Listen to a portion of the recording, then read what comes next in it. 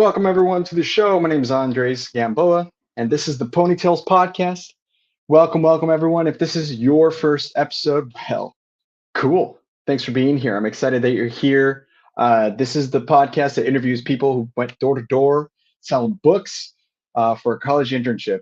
You might have heard about it, Southwestern Advantage. They've been around since like 1865, literally like since like just after the Civil War. Actually, I think before the Civil War.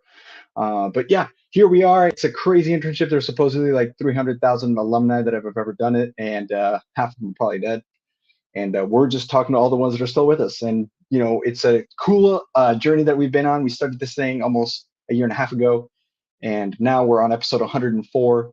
Pat Osigian's with us, and the house sold from 82 all the way to 92. He sold 11 total summers, but we'll bring him on here in just a second. A couple of updates for you guys while I crack open my beer. And this is important, so please listen up. We are having a couple of events that we're throwing before Bisler, which we'll get to that. But we're doing a Gainesville event, and what we're doing is we're launching our very own beer. Ponytails Podcast is launching beer. Thanks to Heather Dutton. Shout out to you, girl. She is a total cool book chick. Sold back in this decent decade, but she joined the team in January, and she brews. And so we found a way to officially create our own branded beer that will be added to as a perk for our fans who are paid fans. And so 3 levels of that. And if you're in the top level, which are Clydesdale fans, you guys are going to be able to get your beers sent to you. But we're launching it. And so on April 9th, we're having a pool party over at Nick Traverti's apartment with a bunch of people that are coming in for the Meredith Gardner wedding. So we're super excited about that. You can come over after the wedding is on a Friday. So on Saturday, we're throwing a party after to kind of celebrate them and to just kind of launch our beer. So that's one of the parties. And our second party is going to be actually at Lee McCroskey's house on April 22nd, starting at 6 p.m. That's by RSVP. We'll give you more details on how to RSVP for that one. But that will be another beer event. So these are going to be kind of like a wine tasting vibe that we're going for. And so Heather put together a cider, an IPA, a stout, and a lager. And so we're kind of going to go through each of the beers. She'll be there introducing them and talking about the process of them and just kind of celebrating that the Ponytails Podcast is launching a beer. So we're excited about that. We have a beer and it's coming. We've been promising that for a while. And, we've been just trying to figure out the logistics of how to do it legitimately, and we have. And so now it's time to make sure we launch it. That is also going to be a really cool way to ask questions and get some more information about our Bisler trip. So it's kind of like a couple of dry but not dry runs of our Bisler trip, which is going to come in August 15th through the 19th. This is going to be just a big old get together between alumni in Cancun. So it's going to be like another Sizzler, but for alumni. And so we are unfortunately, if you're still selling books, you wouldn't be able to join us, partly because that should be during checkout, but also because this is only open to alumni of Southwestern Advantage's internship. However, spouses are welcome. So if you and your spouse want to come, feel free to join us. There are going to be details on the description of every episode. So in fact, it should be there now. So if you want more information on how to do it, there's a form that you fill out the information where you'd be flying from. It's a $1,500 ticket per person.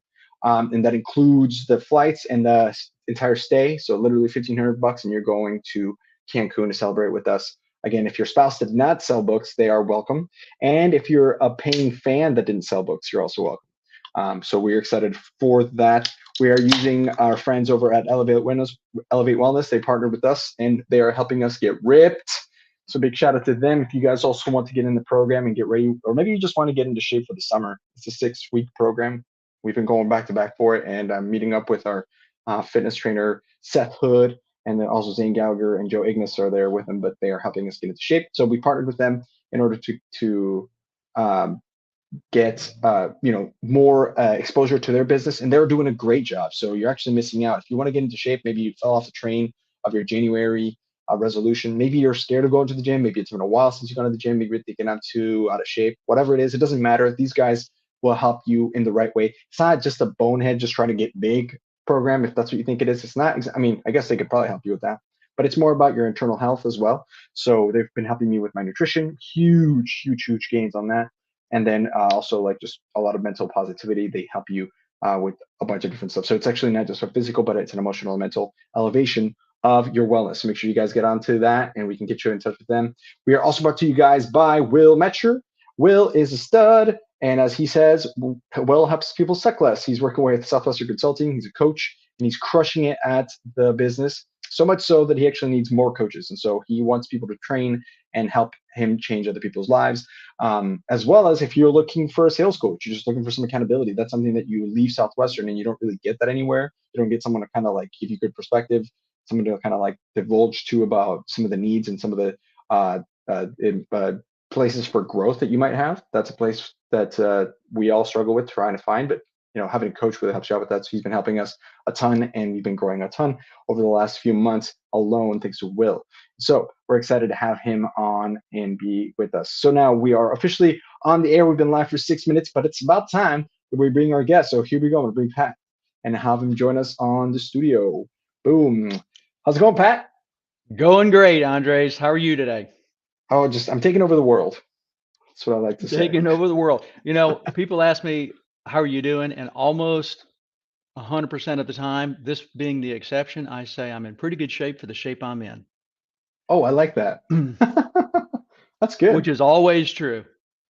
That's fair. I'm in pretty good shape for the shape I'm in. That's awesome.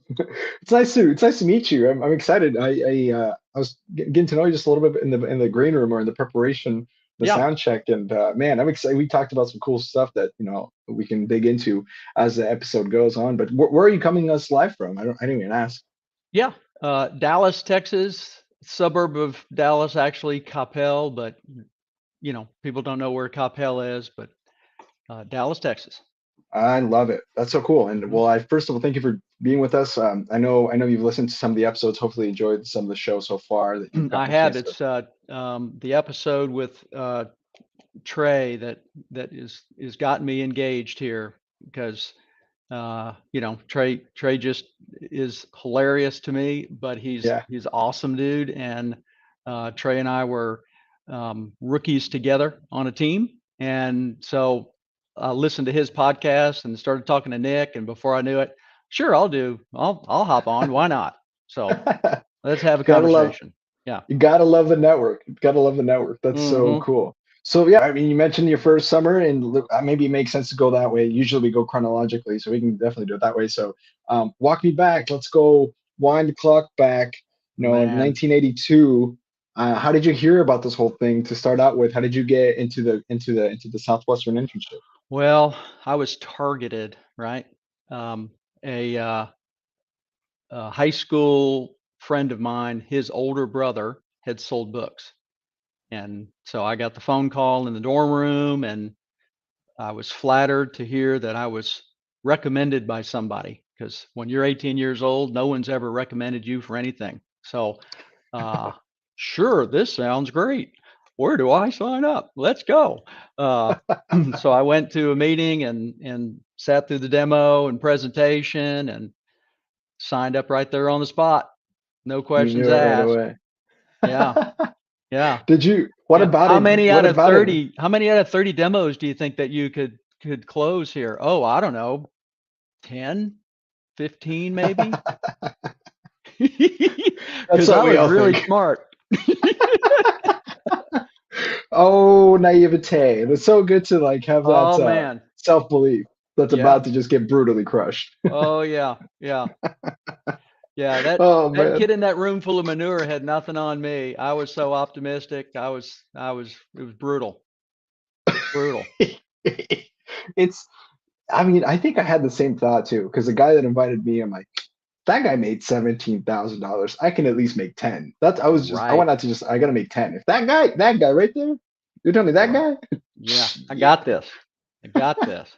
Yeah. Oh man, holy cow. And I think I met my sales manager that same night too, if I remember right. If it wasn't that night, I met him the next morning.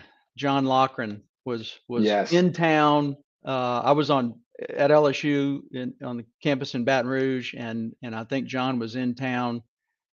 He was pretty early in his years as a sales manager when I signed up for the Blitz organization. Legend. Wow, that is so cool. And then it's interesting because I like to ask this. The people, especially for the people that, like you said, I knew right away I wanted to do this. There was no skepticism. How did you? What part of it? Was it the money? Was it the challenge? What did you like about it? Well, it's I mean, this kind of gets into the, your personal world. Like what was my motivation? Um, I'm number 11 of 12 kids in my family. Oh, Uh, one of only a handful that had gone to college. I knew I was going to pay my own way through school. The summer before, leading up to my freshman year, I was a lifeguard. I think I saved about $600 that summer as a lifeguard. It's like, good well, old resume builder. this math isn't going to work. I won't be able to afford college if I don't do something. So, I needed a plan, and I didn't have one. So it seemed good to me. Although what I did know at the time, with all that enthusiasm and signing up, I went home and, told my dad, hey, I need your signature here. And what is this? And, when I told him what it was, he's like, son, you're not doing this. Your brother did this. Don't you remember? He this doesn't work. This program isn't any good. Oh man. Like, no, I didn't remember. My brother was, the particular brother who had sold books was 6 years older than me.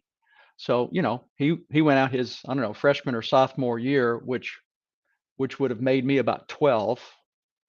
And I didn't know much at 18. I knew a whole lot less at 12. So I Yeah. wasn't paying any attention to where my older brother was off during the summertime. I had no recollection of that at all.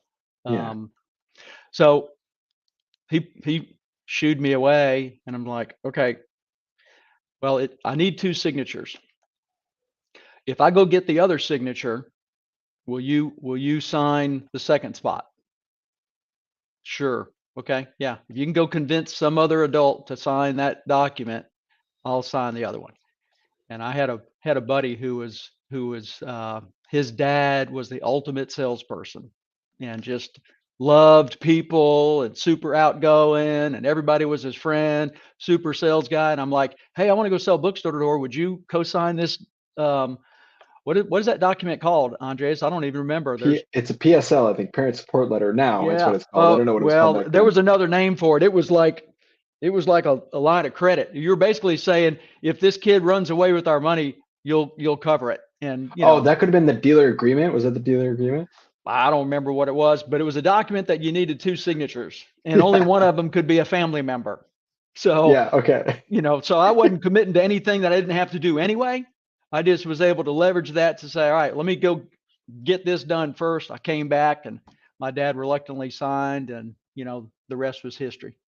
Wow. Because oh my gosh, that takes guts to defy your parents. I never had that problem. My parents were even at the worst was skeptical, but at the end of the Hmm. day, they were like, "Look, we believe we raised you well enough to know that when you're 18 that to make good choices. So if you think this is a good idea, go for it." Hmm. Oh, But I don't think that was what my dad was thinking, Andres. I think he was thinking, okay, you're just stubborn like everybody else. You're going to have to go learn it on your own, and, go do it. And interestingly enough, I think it was after the third summer, we had our awards banquet, and he and my mom and one of my siblings drove to Alexandria, Louisiana, which would have been about a 3-hour drive for them to come to the event.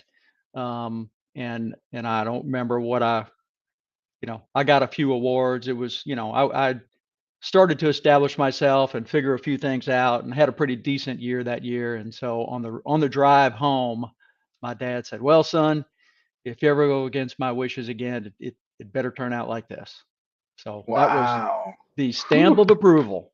Took a little Yeah, while, but we got there. there you go. So, You gotta love to see it. It's always interesting to me because I had friends that I sold with too whose parents were not on board, and they went and made careers like yourself. They went for multiple summers, and they actually did really well. And some of them, even still, their parents would still not be fans, or right, right. not believe. It's kind of interesting how that works out. Hmm. Yeah, I mean, I guess some people, I mean, today I've got 2 kids that one's graduated from college, one's in college, and they got to do what they got to do, and they're going to make some choices that I wouldn't do, and they're going to, you want to support them, but that doesn't necessarily supporting them doesn't translate to agreeing with their choices. Ooh, that's a good parenting lesson right there. Look at that. That's awesome. I love that. That's a good point. Yeah, support doesn't mean you have to agree with their choice. That's a good. If someone's listening to this, somebody needed to hear that. I feel like somebody listening to this is gonna be There you like, go. oh, Yeah. I need to hear that. That's Well, that's epic. yeah, And it was so where did you go that first summer? You were with Trey. So you remember meeting Trey and like the walk me through that Great sales White school first North, summer. the Great White North. Yeah. Do you remember when they would announce where you were going, At like sales school. at sales school? Yeah. Big deal that was. Yeah. Oh my gosh. My first year, it stands out because, you're like totally clueless, and they just made the biggest deal out of the fact that we were going to the Great White North. We thought we were selling in Canada that year. And at that time, no one was selling outside of the continental United States, Right. but eventually, sure enough, we went to Minnesota. So in fact, my first 3 summers, I was on foot. Oh, that's Again, rough. probably very few people. Probably demonstrates my naivety that I would sell books on foot for 3 summers. Oh, that's brutal. But yeah, my first summer I was in Rochester, Minnesota, and I was on foot. I'll tell you the other thing that stands out to me, Andres, is another probably very few people that that sold books, and I bet you that in this entire audience, I would love to know how many people gained weight their first summer selling books. Not me. I lost like 15 Yeah. pounds. Yeah. Everybody loses weight, right? Everybody comes home and they're like, "You're a skeleton. What happened to you?" Because Peanut butter and jelly. right. But I grew up in Louisiana. It's hot. You sweat every second of every day in Louisiana. Yeah. I was a lifeguard the summer before, out in the sun all day long. Went to Minnesota. I'm telling you, the clouds didn't break until the last week in July. It was overcast. It was dreary. It was depressing. It was unbelievable. And so that's why I gained weight. I was walking door to door. I said I could probably do 10 or 15 closes out of 30. Yeah. You I had. think I was doing 2 a week. Like if Oh I God. closed, I had weeks where I didn't close anything. But I just was stubborn and believing and it's like, I can't go home. Dad's gonna be right. I can't quit. Oh man. Yeah, the motivation behind that. So I just kept trudging along, and I would come home at night and sit in front of a bowl of ice cream and peanut butter and jelly sandwiches, syrup on the ice cream. I was carbing up so bad. I could have run 10 marathons by the time I got home at the end of that summer. I walked in the door at home, and the older brother who had sold books the many years prior, and one of his friends were there, and they looked at me and they're like, "Moon pie, you look like a moon pie." Now, you know what a moon pie is, right? I mean, it's It's like a marshmallow sandwich yeah, between a couple of graham crackers covered in yeah, chocolate, right? yeah. That's the image they had when they looked at me all swole up from 12 Good old weeks of s'more. yeah, ice Just cream. Yeah, it was the summer 15 for you. You I gained had blimped. It was unbelievable. It's as the good news is when I got back to school, I was able to just convert all that. I was like, man, I got to shake this, and I was working out like a crazy person and you had the got rid of habits. it all. Yeah, Yeah, you had the habits. Now, yeah. what was it for you? What was the biggest challenge you think in that first summer? Like, or I guess because most people say it's the weather, but if you went from somewhere that's warm to somewhere that's colder, usually that's not the hardest thing, right? So, what for you? What was it like that you said, man? Did you ever have a moment where you're like, this is too hard. I can't do this anymore. Like a specific. Do you remember a specific time? A moment? What are we talking about here? Are you kidding? I had a summer. You had a summer. What part of I'd sell 2 books a week? It was horrible. You had the worst time the first summer I've ever heard Are on this you show kidding? ever. Oh my gosh. I mean, usually there's like that one moment where like, and then I No. overcame. No. I tried to blot it all out of my mind. But here's the deal. I had like 9 straight of the worst possible weeks, but I did 30 demos a day. And I'm telling you, 99% of them were outside of the door. Like I didn't get in the house most of the time. But week 11, they tooled me down from Rochester, Minnesota, down to a little town in northern Iowa called Osage, Iowa. So I went from the city to this little town, and all of a sudden the doors were swinging open, and I was sitting down and having conversation, and I sold 500 units that week. Now, I'm pretty sure my Wow. first summer, my total units was somewhere around 12 to 1500. Oh, so the chunk of it. There was a I sold chunk of it. 500 units in 1 week. Now, at that time, to be President's Club, you needed to sell 600. Well, it was 500 units, but you had to do it in back-to-back weeks. It was 500 units, back-to-back week, not back-to-back weeks, but twice in a summer. It didn't have to be back-to-back, but it had to be two weeks. But I only had 1 week left. I hit it in week 11, and now it's week 12. Well, in week 12, I'm like, check the box, 500 units, brain fried. I'm figuring out shipping and getting my books and getting ready for delivery and there's a reason why they promote the last week as finishing strong, because the vast majority of us don't, right? Yeah, it's called the I want to win finish. That's called, Yeah. I just wanted to finish at that point. And so I did. I went home, and you know what? I it's so hard to remember. This was so long ago. I mean, we're talking, 40 years. But I know that I at least doubled my savings over the prior summer. Like I think my take home check was around $1,200, something like that, which it was what was interesting is I went and did actually I wrote down, my memory fades, so I fluctuate what the number was, but if it was around $1,800 was my take home,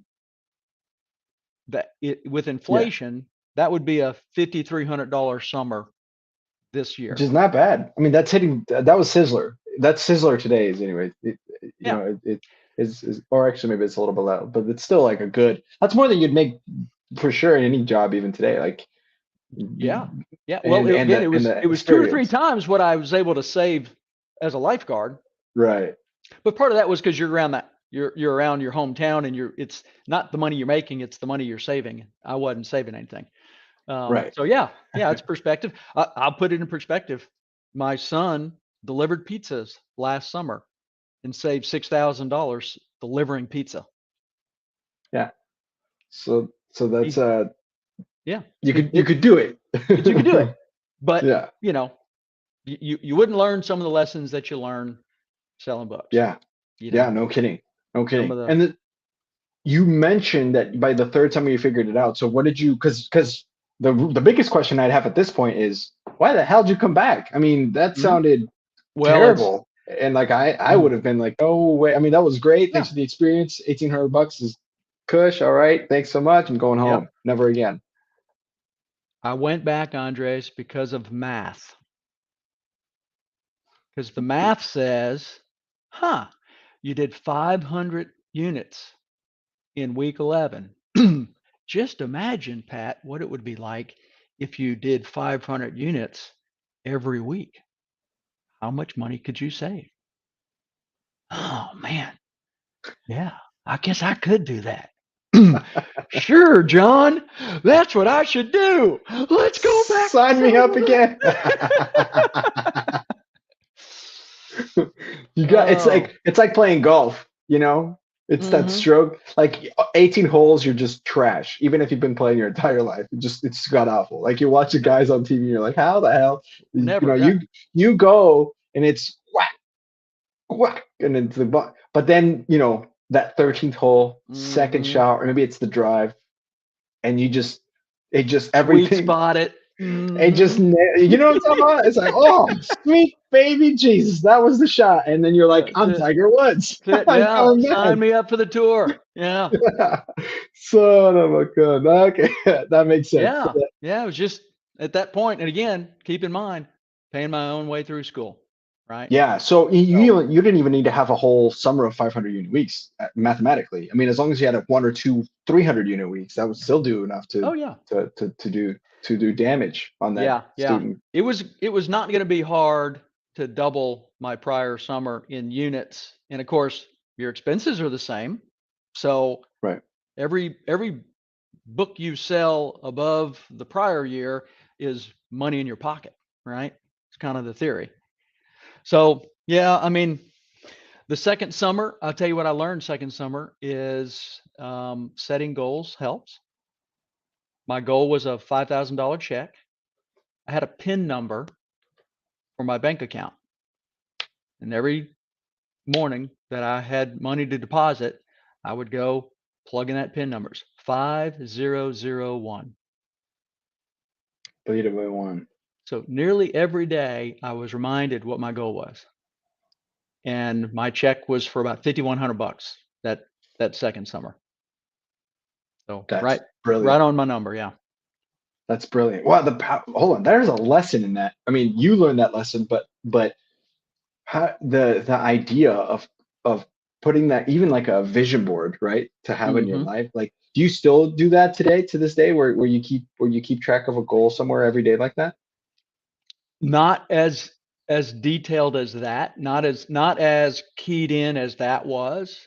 But I can tell you, I do write down goals. I do track what I'm doing. I do break. I mean, the lessons from selling books applies to my life Yeah, all the time. Like I'm like, oh yeah, I remember why I'm doing this. Oh yeah, I learned this in selling book. Oh, you know what? Here's what I do. And I talk to other salespeople in my other careers that you're like, man, these guys have no idea. They've not lived this. They don't understand why their manager is telling them to do the things their manager is telling them to do. So it's that's wild. always comes back. That's so cool to hear. And in that second summer, I mean, did you bring people with you this time? I mean, you had some siblings to choose from, I suppose, but I I didn't mean, didn't bring from any school. siblings. I will tell you, Andres, ironically, for a guy who sold 11 summers, which means at least half that time I was a recruiter, I was a terrible recruiter. Oh, interesting. Same, I same. just never, I don't know. I like the lessons I was learning, the value that I was getting out of it. I wasn't mature enough then to translate it into telling a peer, "Hey, you need to come do these things. You need to come have these experiences. You need to come learn these lessons." Like I was still in process of learning all of those lessons. I wasn't able as a, second year guy who's now 19, recruiting people who I mean, remember, in the back of my mind is like, am I going to put somebody through the terrible experience that I just went through for them to learn the lesson that I just learned? Like, yes, Yeah. there's a lesson, but the pain to get to that lesson might be a little more than I want to torture somebody through, right? So it was still taking me quite a while to, I mean, second summer it was about, am I going back? Right. It Is there wasn't sort about, I'm going back and let me recruit people. So, I was a late spring decider that I'm going back. Oh, interesting. Okay. Yeah. But hey, you figured out. I mean, you hit the goal. Yeah. You hit your goal, and so then at that point, you must have been like, well, at the very least, I can continue to come back and make 5 grand, or hit these numbers that I Hmm. need. And so and Yeah. so that third summer, you started really ramping up. It sounds like. What did you start figuring out? Well, here's what's interesting. Life happens, and I think we often forget about what's happening in somebody's life outside of the book field when we talk to bookmen about their book field experience. And in my case, I had some personal things happening on my family with my parents. And, I was, again, number 11 of 12 kids. My younger sister was like a junior in high school. Mom and dad were having some marital issues. Mm, I got a phone call from my dad. They were going to separate. There was stuff going on. So that was spring between my sophomore and junior year. And so, at the time, I had no idea how that was impacting me personally, but it definitely had an impact. I remember the timing of all that because I remember I was in Pittsburgh, Pennsylvania that summer, and I called home to say hi to the family. And I was talking to my mom, and she said, "You want to speak to your dad?" And literally, the first thought in my mind was, "What is he doing there?" And he got wow. on the phone, and I said, "What are you doing there?" And I didn't say it like to be mean or rude. I said it like a curious person, like, "What is going on? Like, I'm out of the loop here. Get me up to speed." And of course, he didn't receive it in that way. He, "What do you Yeah. mean? What am I doing? I live here." Like, Yeah. "Sorry, Dad. Oops. Whoops." Yeah. That's Didn't mean to step in it. But anyway, so that's rough.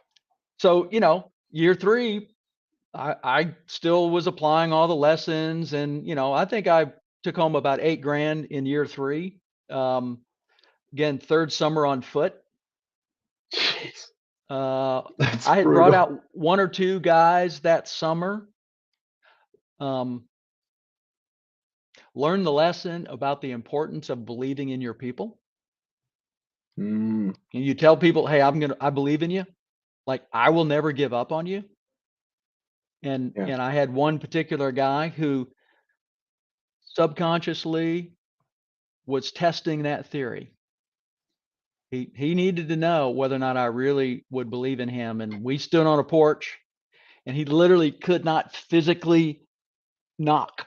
Like, it was not, he couldn't do this. And so I knocked, and he froze and stood out of the way. And I did the approach, and we didn't get in, and we turned around, and I'm like, "Dude, go get on a bus.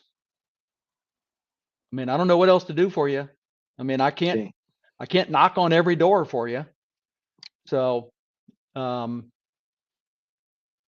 thought I was doing the right thing.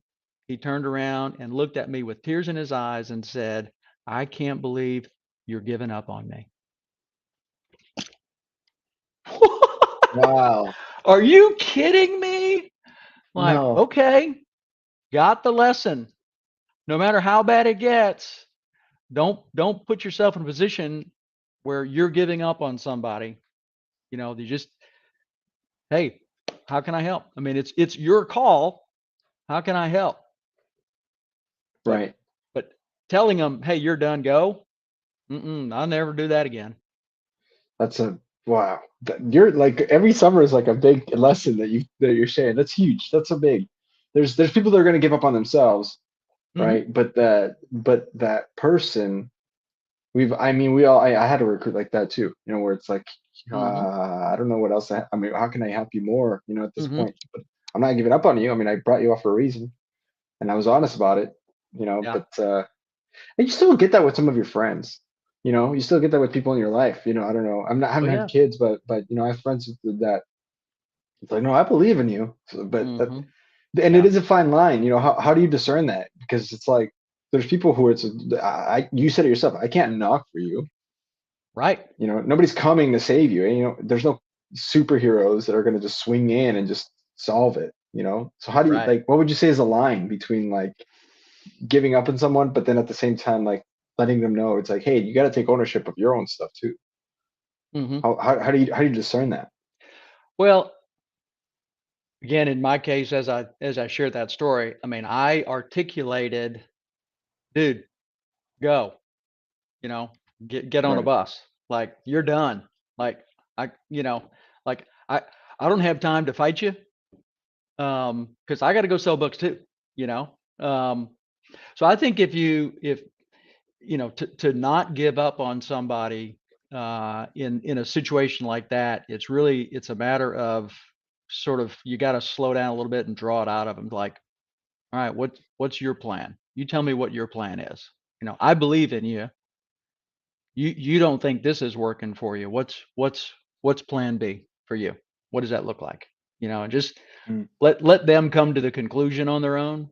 And you know, part believing it isn't, you know, hey, I trust you to make the right decision. I know you had every intention to be here, and I'm not sure why you feel like this isn't working for you, but I still think you can do it. It's your decision. It's your mindset, you know. Yeah. And you of all people had the right to say that, because hell, I didn't sell much my first summer until week 11. So, Oh yeah.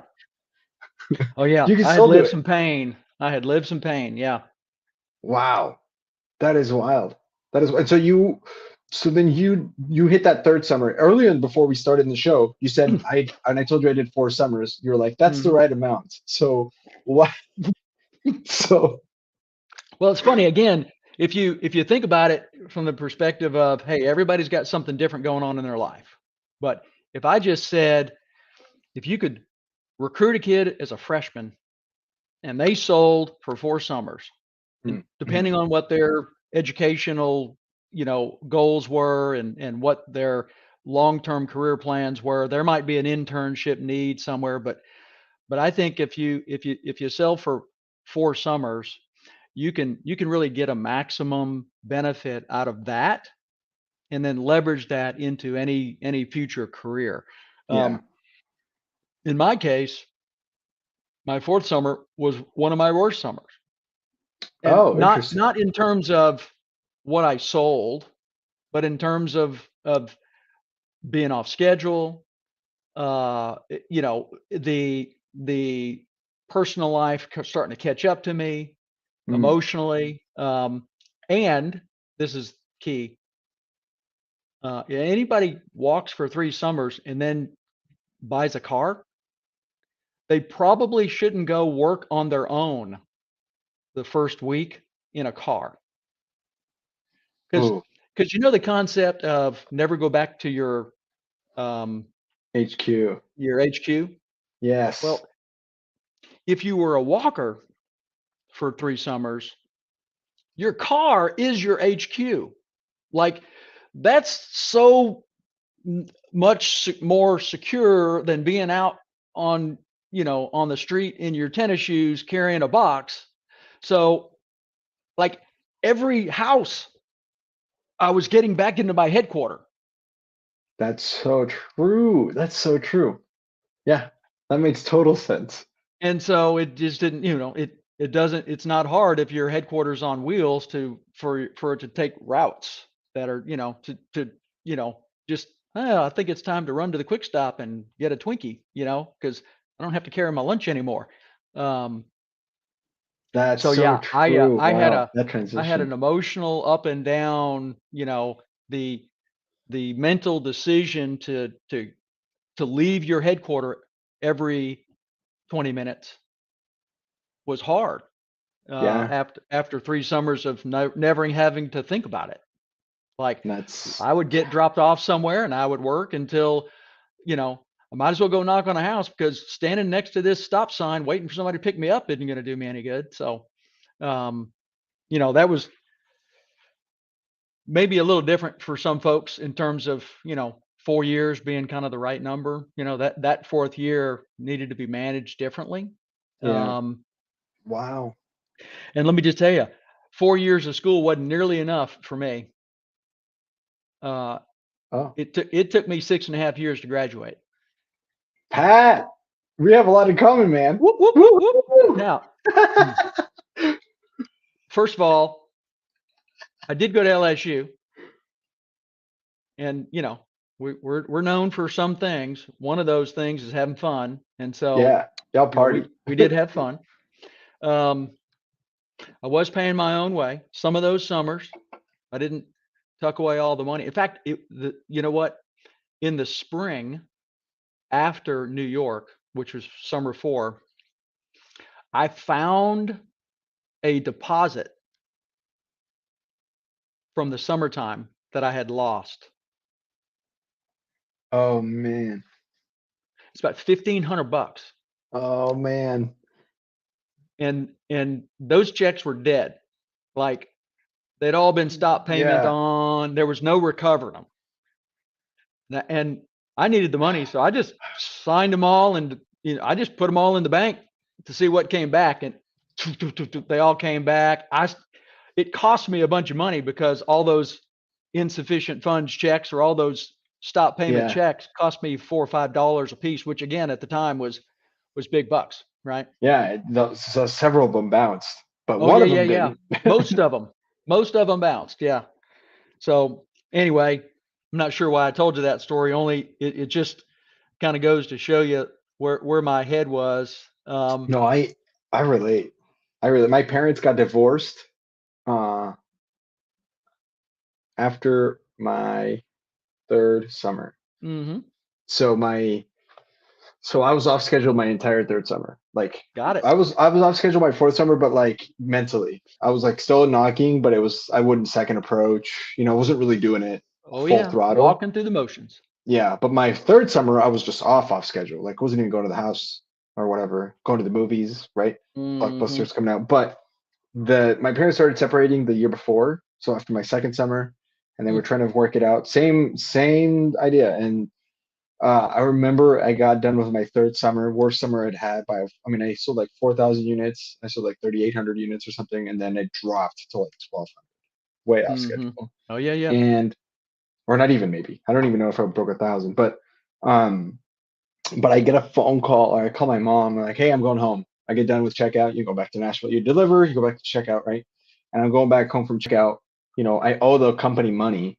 I think I was like in the hole like $1,000. Mm. Um, and I remember I call my mom. I'm like, hey, I'm going home. And she goes, well, uh, don't go back to like the The house house. because it's Oh, not our house. Andres. Yeah, that's when I found out my parents had completely finished the divorce, and I was like, Wow. "Oh, fuck!" Like I was just, Golly. it all fell apart. I went back. There was a storage unit that had like my high school yearbook, a couple of Mm-hmm. trophies from high school, Mm-hmm. some other like documents, and my dog Yeah. that my mom was keeping in her apartment because in secret because she was supposed to have a dog, but they had just finished that house closed like 2 weeks earlier, so she was holding on to him until and so I had my Yeah. dog, and I was like, what the hell do I do now? I didn't have money to go pay for a deposit for an apartment, so at Right. the time my girlfriend was like, you can crash at my place until you get back on your feet. I went and got a job back at the shoe store I used to work at, and yeah, so I actually ended up skipping that next summer. I skipped one summer. Um, because I was like, this is terrible. So I get it. I understand when you mean where you're like, there's like an emotional um, barrier that if you're not like mentally prepared to go out in the summer, you're just gonna Mm-hmm. crash and burn, and it's hard. Yeah, I mean, if I look back on it, if I were advising the Southwestern organization today, I would say, somebody has got to have an awareness of what a person's family life is and to take that in consideration. Yeah. And somebody a whole lot smarter than me needs to figure out how do you help somebody processing that sort of a traumatic event in their lives. Um, Mm. in my particular case, my parents worked it out and they stayed together. They were married for, I don't know, nearly 60 years or so. Dad lived to 85. Um, he actually had about 20 years of Alzheimer's. Uh, and my Wow. mom is going to be 94 this summer and still alive. Wow. What's her Pretty name? crazy. My mom, Yeah. Mary, Toast to Mary. toast to Mary. To, to Here's to Mary. Mary. Here's to Mary.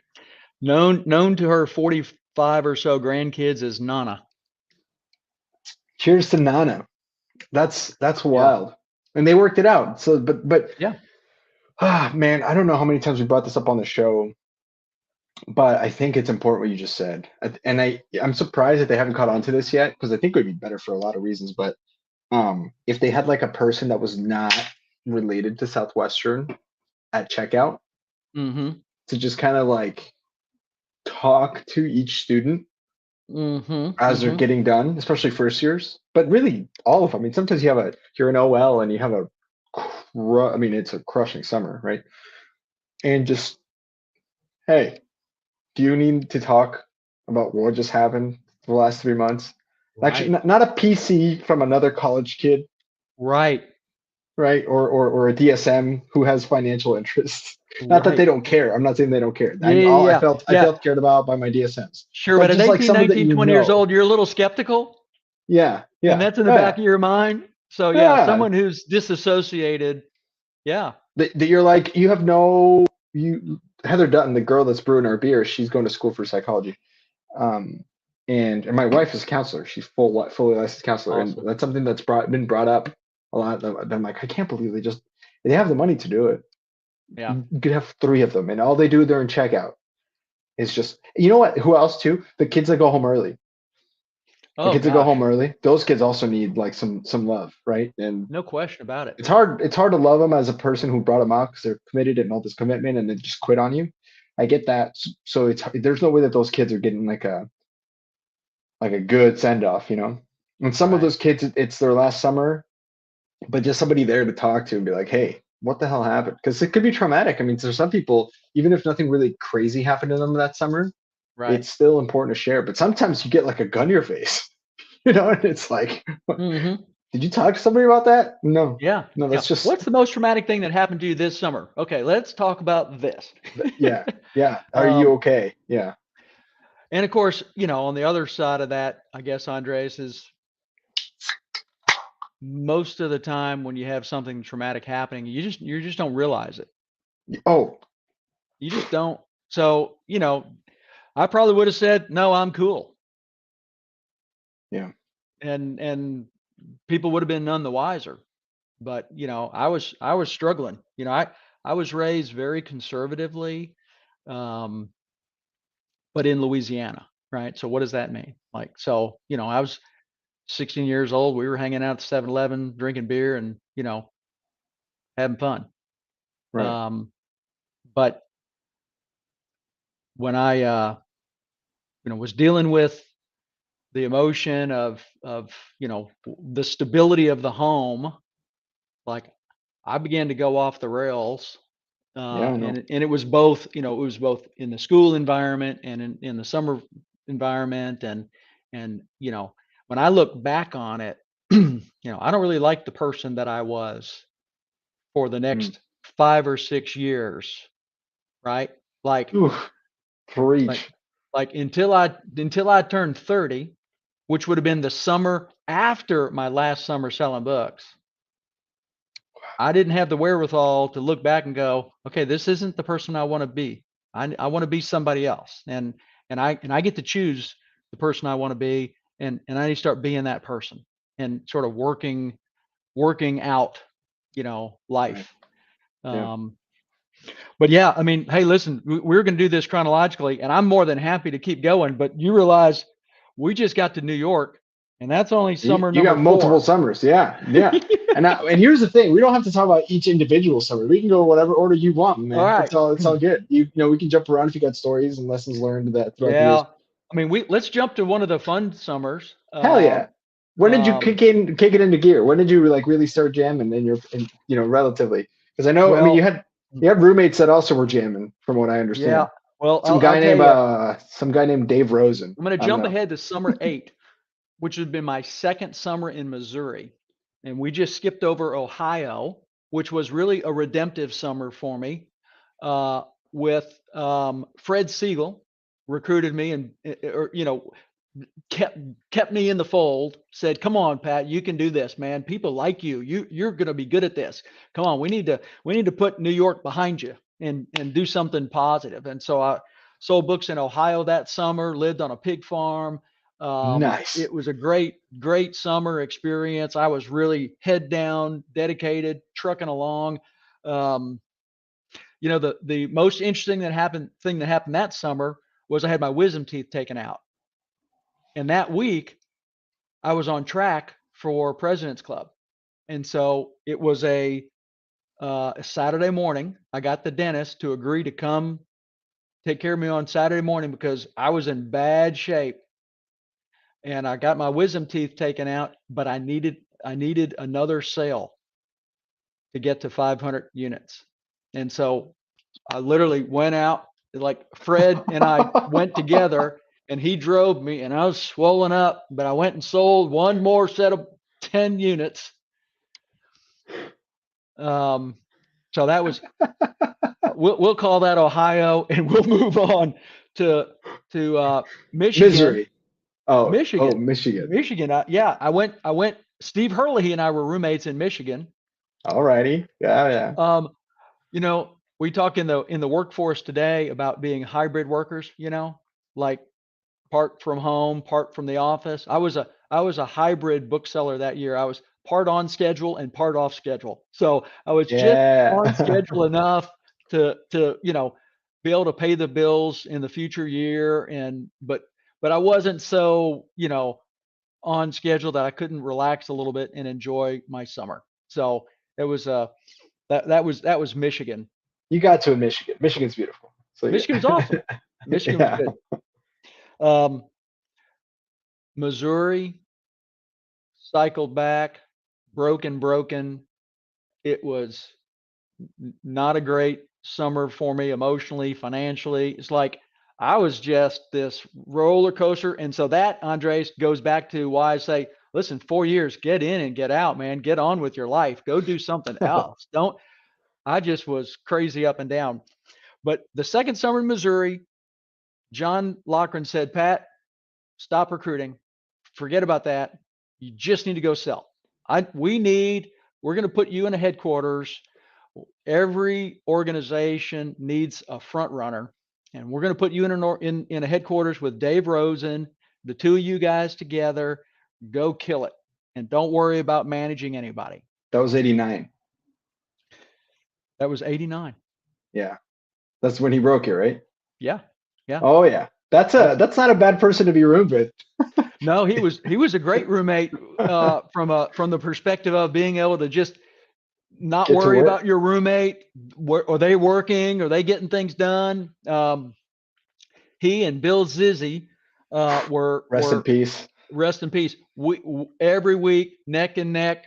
You know, like all summer. Couple of 50 units here, 50 units there, and you know they were dropping 100 units a day regularly. Couple of times they were dropping multiple 100 units a day. It's the first time I recall people consistently breaking 1,000 units in a week.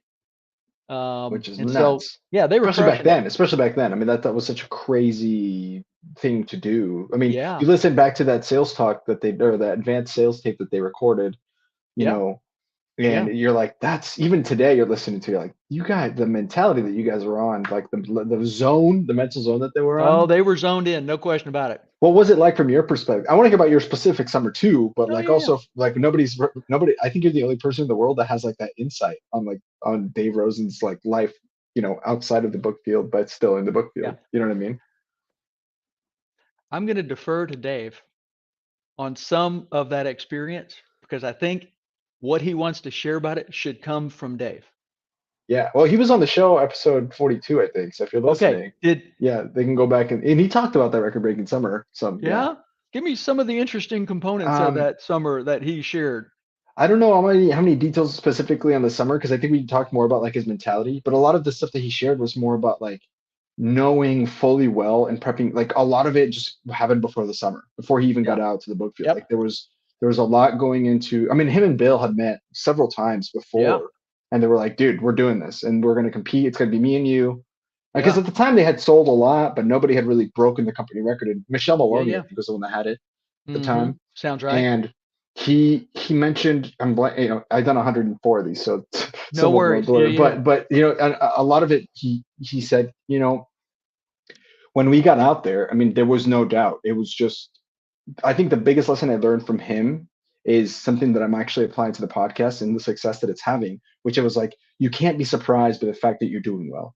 Because if you are, that means that it's, you feel like you're like, it shouldn't surprise you because you did everything else. And so when it starts happening, then it's like, it makes sense that it is, and so it's not surprising. And so that was like, to me, that blew my mind, because I'm like, oh man, that's so true. If you think of people who are great at what they do, or who are in that kind of flow, like, your Mm-hmm. Michael Jordans, right, or whatever. It's like when he shoots the ball, he's expecting it to freaking go in. So it's Yes, more surprising when it doesn't go in, right? So even though he absolutely. makes 40% of the shots, and that's still pretty good, Yeah, right? yeah, So yeah. Very high belief level. yeah, that's the biggest, like, mind blowing thing. What I observed was that when he was on the court, when he was in the arena, he was very focused to that end. When the game was over, when the evening hit, when it was Saturday night and Sunday meeting, he was not on the court. He was Yeah. able to relax. He Oh, that's wasn't beautiful. thinking about what's going to happen tomorrow. It's like the inning is over. Take a mental break. Chill. He was extraordinarily good at the emotional transition from when I'm selling and when I'm not selling. That's I'm gonna take this and put this. This is such a lesson. I'm gonna put this on my board. Like on my little, like, I have a little board here where I keep all my, like, positive ideas. That's so huge. That's so huge. That's so So huge. for a little while, I don't know what, I'm sure it's not the case any longer, but for a little while there, my claim to fame, just my own personal, no one cared about this, but was I was part of the record setting 2-man headquarters. Because Dave did about 12,000 units that summer. Yeah, And I think I finished around 8,000 units. that's great. That's still nuts. That's nuts. Yeah, something in that neighborhood. I think I was number 8 in the company. And I think it was 8,000 units, Wow. something like that. But because the number that stuck in my head is we did a combined 20,000 units. It was a 2-man headquarters. That's wild. Obviously, by comparison, I stunk, but No, that's a support, lot, man. as a team, we did it. Way to go, Dave. You were pushing him along. Oh yeah, You I were was finding all the driving him. no's. I was You're finding driving all the him. Yeah, I no's. was cracking the whip on him. It wasn't Bill. Yeah, Zizzy had yeah. his own He roommate that didn't didn't do tell his you it bit. was all me. I mean, No, but that's still crazy, because there's been other people who we've had here who've done really, really well. So A10, anybody past 5,000, in my opinion, that's pretty damn good. Like, you figured something out that most people didn't figure out. And but one of the things that people said is, honestly, like, my manager did really well, so then I did really well. That was like, that's it for you. I mean, if you're watching somebody who 12,000 is not shocking, then that yeah, naturally has to come onto you and go, well, then fuck, I gotta go do, the yeah. 8,000 must have been like, yeah, that makes sense. You come in under 100 units and your roommate's coming in at 300 units. You're like, okay, this is baloney. Like, all right, dude, I need to go see you dump your bag one more time. Let me see what that Yeah, looks like. And literally, Dave would dump his bag, spread it out. And again, at the time, that was game-changing mentality. yeah, We were not teaching people to dump their bag in 1989. yeah. That's so wild. Well, the record just got broke this year, Again, and yeah, yep, Peters Petkov, he sold 30,000 units. unbelievable. Yeah, Isn't that just like, yeah, what? And that's that. I mean, I feel like that's it. They just go, yeah, all right, that makes sense. I'm gonna go do that. And to them, yeah, it's normal. It's people like that. You're like, absolutely. that's Well, crazy. I'm You really can't out of touch with what is even currently being sold. Like, what's in the portfolio, what's in the bag. be. But Yeah, it's like more Spark Notes. So it's not as it's not as reference, but more like systems learning, and mm-hmm, like time saving is the yeah, biggest thing right now, because kids are more interesting. involved. Kids do more sports, do more things, right? Every Right. kid now does chess, and then they go do violin, and then they go do soccer, and then so it's all about, like, helping people save time. But then there's like a mix between books, and then there's websites, and so then you can sell Mm-hmm. a website too, and then the Have a websites subscription combined with the model. book, and it's like a whole system. Yeah, and it's a Mm-hmm. yeah. So if you Yeah, so sold it's everything in your bag, how many units are in your bag? As long as they haven't changed anything from 2016, which I don't think that they have, and I don't think they changed the unit value. I actually did one of those my fourth summer, and that was 100, no, 98 or 104, I think, because the subscription counts for units too, Yeah. somehow, and 104 that's units. changed. If you Yeah, sold everything in your bag, it's 104 units. yeah, something like that. Yeah, because the full set is 50, then the kids set is another 28. Or 32, yeah, not 28, and then they have like a 32 unit package for like the college prep, and then the website, and then I think there's like whatever a cookbook or something like that. Yeah, my recollection is that if you sold the entire bag, it was worth about 35 units. Yeah, that's bananas then, because holy shit, So and they sold so if you sold 13,000. 300 units, you sold your whole bag 10 times. Yeah, that's crazy. Those units, I wonder if they're adjusted for inflation, what they would be worth today. I don't know. I don't know. That's You know what? crazy. I did the inflation adjustment. I took home a check that summer for 20 grand. It would have been worth $45,000 this year. That's crazy. But now they pay more for the unit, which is crazy. Today the units are worth $7. It's whatever.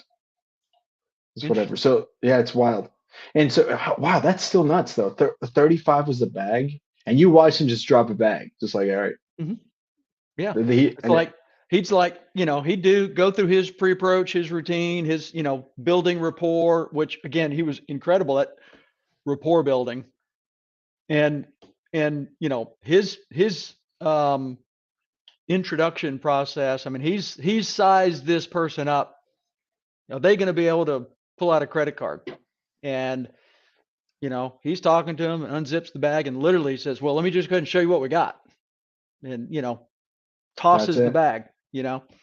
And then just starts to spread it out so that you have this buyer that's going, I mean, it was And this whole thing is $1,000 done. yeah, Wow, yeah. that's yeah. Because I remember the in the advanced sales tape, Bill Zizzy was talking about. How he's like, yeah, I would go on the about 35. It goes in about 28. Then over here, they about 35. And like you're Mm. just listening, you're like, okay, dude. Yeah. like it's just like that. It's like yeah, it's just like that. So Yeah. crazy, crazy.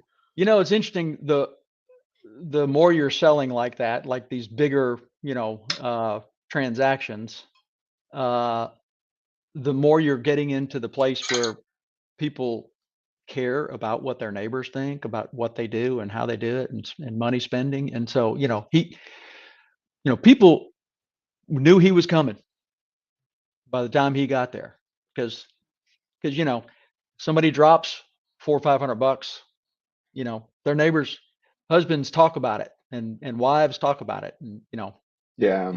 even out in the farm country we were in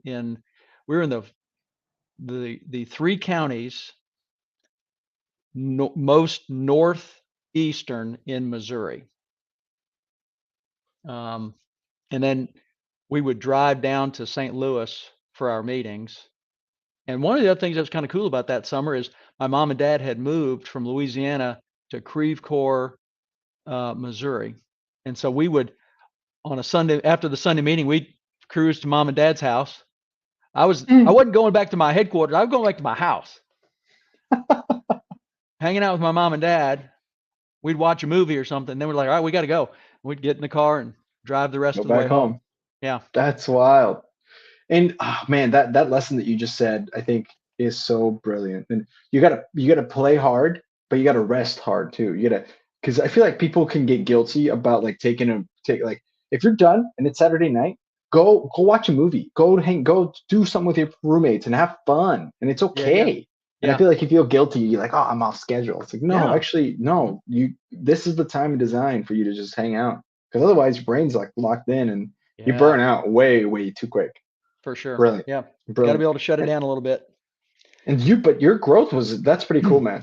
Your growth is also just, I think, more impressive, really, because people expected him to do that. But for you, you didn't know what the heck you were going to go into that summer because you had just a terrible summer beforehand. So to you, that's to go from a summer that wasn't as good, self-admittedly, to Oh yeah. 8,000 units. That's more, I think that takes more mental bravery, more mental checked in, Yeah. like way It's more focus than not.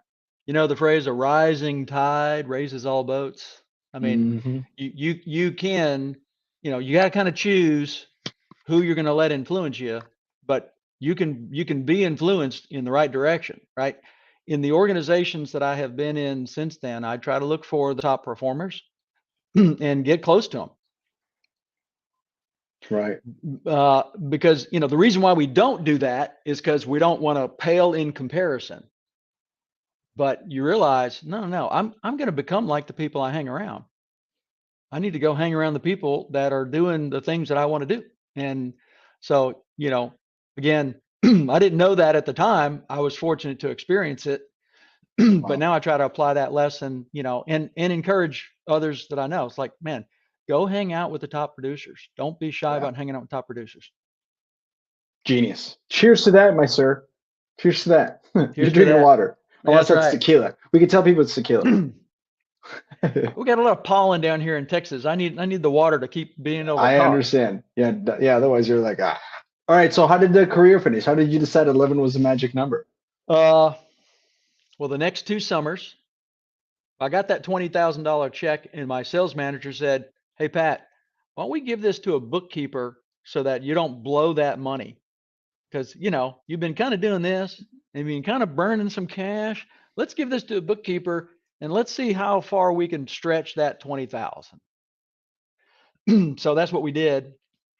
I spent 2 summers at the University of Florida as a, I don't know, what do they call them? Assistant sales manager? What are the ASLs or full timers? Yeah, as a full timer. And good old Gainesville. Recruited some very small teams. Again, even though that was my full-time focus, I just never got very good at it. I don't know. Here I was 8 years in, and still not feeling like, hey, I can sell this idea to somebody and picture them going out and enjoying their lives. you're gonna really that's a tough sell too. Me. Yeah. I didn't. Let me change your life. Let me change your life. I sold books in Virginia one of those summers. Started to have some scheduling challenges, and ended up driving north up the eastern seaboard and spent a day selling books with Mark Rao. Oh, yes. Because another legend. Yeah, another legend. Mark was recruiting at the University of Florida, or going to the University of Florida, and got recruited at the University of Florida while I was there. And he was having a good summer, and so I drove up. Good guy. Good guy. Have you had him on the show yet? No, not yet. He's still involved with Southwestern, and we try to keep it kind of separate. Yeah. But I mean, not explicitly, but it's just he's always welcome to if he wants to be on the show. By the way, shout out to Mark. But same goes for Dustin and Dan. But I feel like they might not be ready for that yet. I don't know. They're invited, open invite. I've talked to a few people who know Mark well, who've worked with Mark, and when they hear my name, they're like, "Wait a minute, I know a story about you." And I'm like, "Oh, that's interesting. What's the story?" And there was an alumni meeting, a big alumni event that happened, I don't know, 4 or 5 months ago in Fort Worth. Yes. Yeah. And Mark was there, and I finally caught up to Mark, and I asked him, "Dude, remind me of the story," because he told me about it, but I couldn't really remember the story. It's like, you've been telling this story to people for a while, so you just need to tell the story. And so if you get him on, have him tell the story. But he and I were working together because I was needing to get, encouraged, back on track, on schedule. And, but we were cruising around, and we went into one house, and I just decided to be stupid and told him, "Listen, actually, I don't think I told him. We just did it. But the customer, looked over at me and said, "Does he talk?" And he said, "You're mute." Yeah. I don't know sign language. It was probably terribly disrespectful. I just decided it was time to do something different. And he looked at me and but kept straight, kept the head down, kept working, sold the books, closed the deal. We went outside and he just lost it. But it was one of those, again, Oh, this that's was only 30 brilliant. years ago now, as we moved through the career. But yeah. So I don't know if you've ever heard that story before, He's but told that story, but not from like he didn't say it was you. He just said that like yeah. there's that he so Rao's hilarious. He's a very funny, like dry sarcasm type of guy, if people Hmm. don't know. He's very like me, like very rough, straightforward too. Like Yeah. Yeah. he doesn't for lack of a better word, he doesn't fuck around, but but he knows how to have fun at the same time. And Yeah. he has a bit at sales school and he talks about how to have fun on the book field if you're like taking yourself too Hmm. seriously. And one of the stories he tells, he never said it was you. I never knew that was you that Well, started now that you know. tradition. But he goes like he had a guy he was working with, and he goes, "Oh no, he's a mute." And then at the end, supposedly, he said, "All right, see you later, man." And he got in the car and he just, See, that's why you need to have him tell the story. oh man, Mark Rouse stories and his advanced sales talks are some of the best. I mean, it was he shout out to Mark. I mean, he also had the record. I think he has the record for most PC weeks in a row or something. Mm, He had like 72 weeks in a row where he had PC. It was like something like crazy, like where he just like, nice. yeah, he's Consistent. a legendary. Whenever he retires from the business and he's done being like involved, he'll be remembered as one of the greats for One of the all sure. times for sure. Yeah, he's for sure a stud. Wow, that's so fun. That's a good summer to have enjoyed with Mark Rao. Yeah. The next summer, I went out to South Dakota. Oh, I tell you what I learned about South Dakota. This is what I remember. Compare that to my first summer. Hey, 30 demos a day, keeps the blues away. But in my case, 30 demos a day created the blues. But that's neither here nor there. But in South Dakota, my sales manager said, okay, this isn't Rochester, Minnesota. If you find somebody home, sit on them until they buy. oh, good old South Dakota. And that was the approach because, I mean, you'd have counties where there might only be 5 houses in the county. Yeah. And if 2 Oh of them yeah. had kids, you pretty much needed to close them both. And, that's what we do. We'd show up and sit on a porch Yeah. until somebody said, hey, what you got there? Yep. Um, My family moved from Colombia, South America, to Nebraska. oh yeah. So, I grew up in Grand Island, Mm-hmm. Nebraska, which is a very small town. I mean, Mm-hmm. actually, in Nebraska, it's a very big town, but in the Mm. world, it's a very small town. But in the surrounding areas, you have those counties where it's like you're not gonna see a house for a couple miles.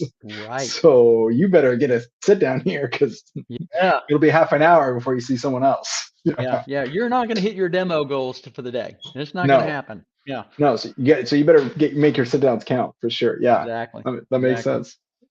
And that was your And last then, summer, no, the or last no? summer was in Montana. I had, Oh, that's beautiful. yeah, I'd come back, finished the experiment as an assistant sales leader, came back to Baton Rouge, um, tried my hand at selling life insurance. Mm. Um, actually, no, that summer or that fall, I tried to sell law books, like mini career, and that didn't work out. It's like, okay, last hurrah. Like, there's really, if you want to make money, there's not a whole lot you're going to be able to do that's going to be more effective or efficient at making quick cash legally in Montana, or not in Montana, in the book field. So that year, the group was going to Montana. I jumped on board, sold books. I think I sold for about 8 weeks, 9 weeks, and said, I'm done. Peace out. See you guys. And like a good old Western, rode off into the sunset. My younger sister ended up going and selling, and she and I drove all night from Montana all the way to I drove straight home. I didn't go to checkout. I just cruised straight home. I don't remember how I processed checkout. That was 30 years ago now. So And then you were done. yeah, and I was And you done. said you're good. You said I'm good. I'm good. I'm good. Yeah, And I feel like yeah, 11 summers is a good enough indicator that you're good. That you're, I was trying to figure out whether or we've not I was done going to it. be any good at it, if I could do it.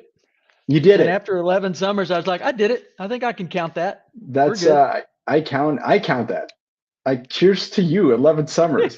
Now we're going to hear about what you're up to now. And as we get into that transition, so you can jot down, so if you need to go get more water, I can also talk a little bit about our partners, and then you can Sure. speak back and talk a little bit about what you're up to. Yeah. Absolutely. Let Let me me know. go refresh this. I'll be right back. Yes, sir. Yes, sir. Go ahead. Take your time.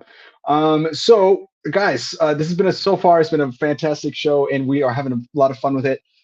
We are brought to you in part by Southwestern Real Estate, good partners of ours, man. We love Pat Roach. Speaking of awesome Pats, Pat Roach. He's the one that started the real estate business, the sister company of Southwestern, but he decided to do it a little different. So it's 99% drama free. They're looking for people who love or are interested in real estate, who've always been a fan. They're looking for flexible hours, and maybe, here or there, looking for being able to prioritize important things in your life. So if you guys or someone that you know is looking for something to do that is a little different and in a different boat, maybe more of a challenge, but at the same time more rewarding, Southwestern Real Estate's a good place to land. If you sold books, we can get you an interview one-on-one with Pat. And the biggest thing to remember, if you're scared about it, if you're nervous about it, man, you're working with a company that's going to be able to get you guys in the door and get you guys completely set up in a way that is setting you up for success. So that way, the turnover rate there is probably the lowest in the industry, if not by far the lowest in the industry. They have an 85% retention rate, which is unheard of. And so that all comes from the culture that they've created. Reach out to us. We can get you in touch with them. Martine and Lukasz, these guys are DJs, book people. Boop, boop. So if you have an event that's going on and you want to make sure that the party's being brought, Martine and Lukasz is the place to go. They did my wedding, they did the Freddy's, and if they're good enough for those two things, you got to be good enough for your party, right? Besides the fact that they're probably overqualified for most of the places or most of the parties that you're going to be at, you don't want to be in an environment where it's kind of awkward and the transitions are weird and they don't really know the vibe that you're going for. These guys are so trustworthy and so easy to work with that you don't have to really look too much further than that. So get in touch with us, and we will get you in touch with them to make sure that your events are being set up and ran appropriately. So, and then last but not least, we're brought to you by Cardinal Senior Benefits, mainly through Greta. I love that Pat just said that when the tide rises, all ships rise. That's kind of the effect that Greta Huerta had. She was a guest on our show before, one of our favorites, and of course, a Latina. So me, big old fan of Latinas. Good for her. She's kicking some ass. Came from a background where she had all the reasons to not succeed in life, but she decided that she was worth more than that. And so she showed up at Cardinal Senior Benefits after a really good career with Southwestern Advantage, and she broke the company record there 2 weeks in a row, back to back, and all of a sudden everybody started jamming. So that's the kind of person that I want in my quarter when it comes to doing financial stuff. And so if you want to know how to get to have that person be in your life, someone like Greta kind of pushing you along and working with you, high caliber people, and you want to be like, damn, I want to go to a company like that where things are on the up and up and it's all kicking off because of the impact that you can have on it. Call us. We'll get you in touch with Greta so you guys can work with her. She is looking for anybody else who wants to be involved with some senior benefits and some life insurance and financial advising. So back to Pat. Hello, Pat. Whoop, Back. whoop. We're back. We're full. H2O. Heck yeah. I love it. So, all right. So let's go. Let's get into what you're up to now. I don't know much about it. I know You know what, Andres? Before you do that, because yeah, that's what we said we would do before the break, but I yeah. realized during the break, I don't want to leave people with the impression that I'm all down on my experience. So I got a couple of things that I remember that are super positive about my experience with Southwestern. And Let's do them. let's close the Southwestern section out with some of the upside. Like Sure. Yeah. my We favorite we do story. have ponytails, so we do the ponytails at the end. Okay, yeah, no, don't worry. I'll save something for Okay, good. ponytail. But Okay. one of my favorite experiences with Southwestern was the Mort Utley Oh God. story, his motivational talks. And so, you know, Yeah. seeing Mort Utley live was really cool. And man, did I just, I was that eternal optimist. So when he told this story about the optimist, the pessimist in the room, I loved it the first time. But every year after, I love that moment. It was so much fun when he got to the punchline of that story that I that might have been one of the reasons why I kept going back in my subconscious. I just loved seeing the Mort Utley motivational talk. Alan Clements talk. I Oh, don't know if you experienced the Alan Clements talk, but when Alan Clements would talk about his dad, just blew me away moving. every time. Yeah. Just every freaking time it would blow me away. So those are just super positive thoughts. Unbelievable. I'll save some of my other ideas here that I'd taken a note or two, some other lessons learned, some ponytails. I'll save those for my ponytails. Oh, I'm so excited now. This is so cool. I mean, I've been excited the whole episode. This is a fun one. But So here's the thing. today, The ponytails, that's where pony, there's got to be pony mm-hmm, somewhere. That's mm-hmm. more Udleys. That's where the name I came know from. it. I I get mean, it. I'm Got with it. you. I'm Yeah, tracking yeah. it. Every Yeah. book person sees this and goes, "Oh, I get the name." Listen, anyone that has spent, you know, any real time with me, Andres, knows I'm the kid in that manure. That is just I love my, like, if there's one image that you say, that. who's Pat? He's that kid in the manure. No matter how bad it's been or gotten or looks, there's got to be a pony in here somewhere. Your glass is half full, my friend. Half full all the time. You needed to get more full, but it Yes, was it half is. full the whole time. So you I wanted love to that. pick up where am I today? What am I doing today? Yeah, I mean, you could, it's your call. You can either talk about like how you ended, I mean, I know, so you ended in 92 or 91, right? Yeah. 92. And so, that was what, 30 Hmm. years ago, almost coming up. Yeah, So yeah. a great year. I was born that year. Hell yeah. Hmm. Um, but if you want to walk us through, your life since then, you could totally go through that and then how you Sure. ended up where you are now, or you can Cool. go strictly, it's your call. It's your, it's Yeah, I can your do mic, that. your episode, my sir. I can do all of those things. So let me just say, it's probably a little different now, but maybe not as different as it could be.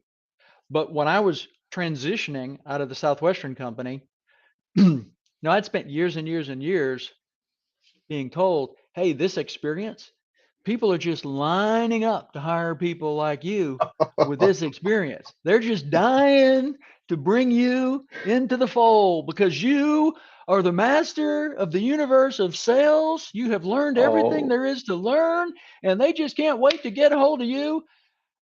And I got done, and I was like, where's the job? oh, there was no ponytails at the time, so we can have something lined up for you. It was crickets. Nothing. Yeah. And Oh, yep. the deals, the opportunities that were out there looked a little bit like, okay, yeah, you were 18 when we told you come sell books door to door, straight commission, and this was great. And now you're 28. Why don't you go sell, I don't know, what was it called? Great American. Why don't you go sell candy bars? Why don't you go Hmm. call on schools and set up a candy bar program for kids, and then we'll pay you a percentage of whatever they sell at the end of the year.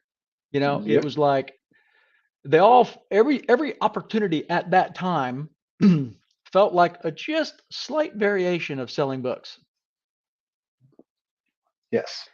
Sister And by companies. that time I was like, no, not a fan. Of course, Hmm. what I ended up doing was going and selling insurance, which was straight commission. I mean, I think I had a I might have had a 6-month draw, and then it was selling, and here's what I found out.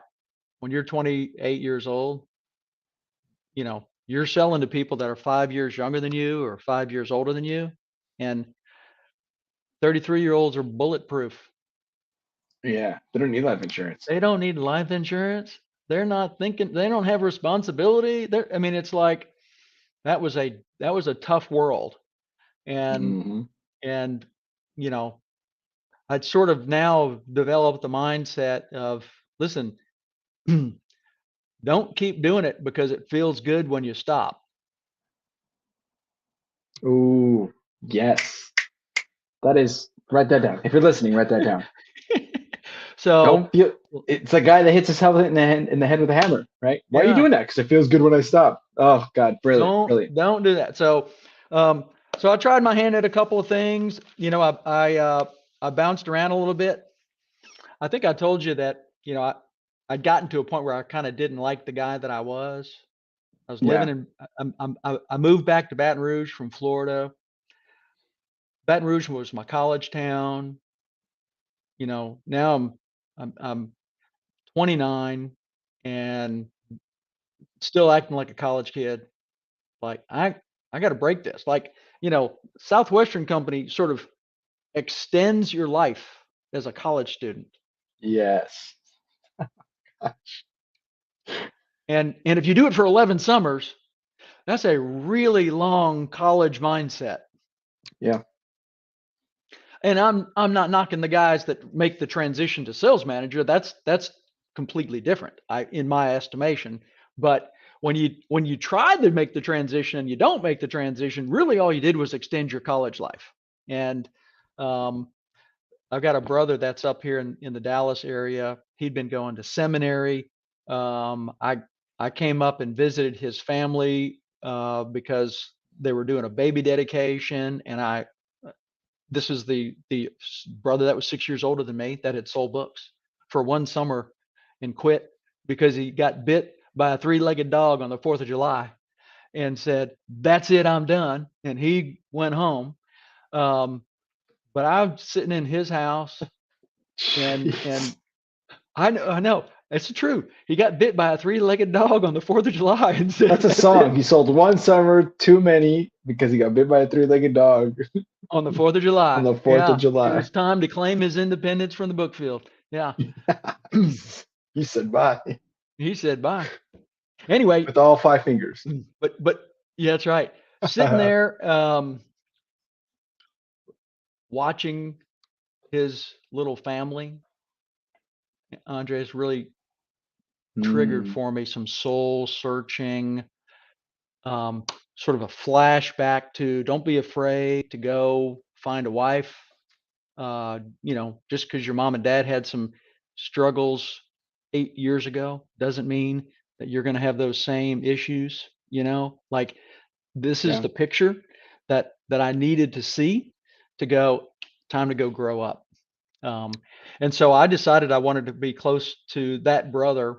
He is a pastor, um, and has been my pastor now for almost 30 years.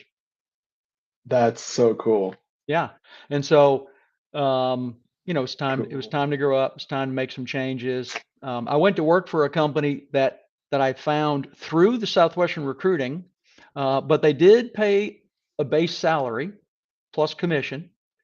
There was a company called Chromacopy. They were doing digital photographic printing. They had offices in New York and offices in Dallas and offices in Denver and California. And when they hired me, they said, "Hey, we want you to go work in Dallas. We have an office in the north end of town, but we have a small office downtown, and we're going to train you in the office north side of town. But we want you to be the sales manager for the group down in the downtown area." And I was like, "Great." And I think I was about 3 weeks or so into training, and they said, "Hey, we're closing the Dallas office, the downtown office." Oh damn. Yeah. And so it's like, okay, so you're not really looking to promote me to sales manager because that would be your job. right? And so I was there for about 18 months. And then some folks that I knew from church were like, "Hey, we're looking to start a business, and the printing business looks really interesting right now, the digital printing world." This is when Kinko's was first starting to Oh boy. proliferate and grow, and but now there was Wow. a technology shift into color, and the technology at the time could produce 7 prints a minute, and the market was about $3 a copy for a color copy. And Xerox was coming out with the Xerox DocuColor 40 that could produce 40 pages a minute. And so we said, wow, until the market catches up, if I've got a DocuColor 40 and I can produce 40 pages a minute at $3 a page, It's a gold we mine. just need to jump on it and run with it. And so that launched a company that I was a partner in, and we had about a 12-year run. It was a nice transitional career. We did wide format printing in the trade show space. That business was cranking it until, of course, the industry changed. Trade shows shut down for a little while after 9/11.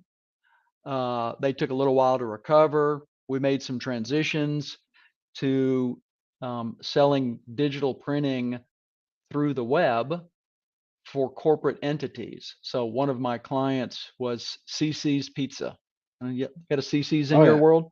Yeah. I heard of So seasons. for a little while there, if you ordered, if you were a franchisor with CC's and you ordered a menu to put on your counter, we would produce that menu. You would order it through your corporate um, marketing materials website, your intranet, but the order was coming to me, and we would produce it customized to your pricing in your area and send it out to your location. And we did a variety of other graphics for them for their Beautiful. store doors and countertops and those kind of things. Um, so that was good business. We transitioned that for a little while. Eventually, um, we ran into other issues. I had a group of a sales team that said, "Hey, we're going to go do this on our own." Oh boy. So they took a big chunk of business with Oh, them, and we had made some fairly significant commitments on equipment, and had lost the a large chunk of the sales world had gone out the door. So my business that's partner, we transitioned. He kept the website alive. We shuttered all of the printing equipment and started outsourcing the production. So we really just became the middleman between the client and the print production, managing the customization piece in the middle.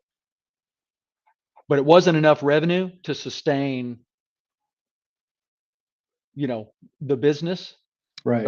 So he took that piece, and I said, time to go find a job because I'm the sales guy and sales guys can work anywhere. Let me go do that. So I went to work the next day for a managed services firm because a friend of mine called me and said, "Hey, I heard you were looking for work. We need a sales guy. Come in." I didn't know anything about managed services, Andres, but I was like, "Yeah, I can. What are we doing? We're talking to small businesses about their computer systems." Okay, yeah, I can do that. What do we do? How do we patch them? What does that mean? Okay, yeah, I could do that. Yeah. So You I tax we patch them. You do Oh, yeah, patches. yeah, The yeah, digital patches for your yeah, Microsoft, stuff. So this is before Office 365 or before Google, right?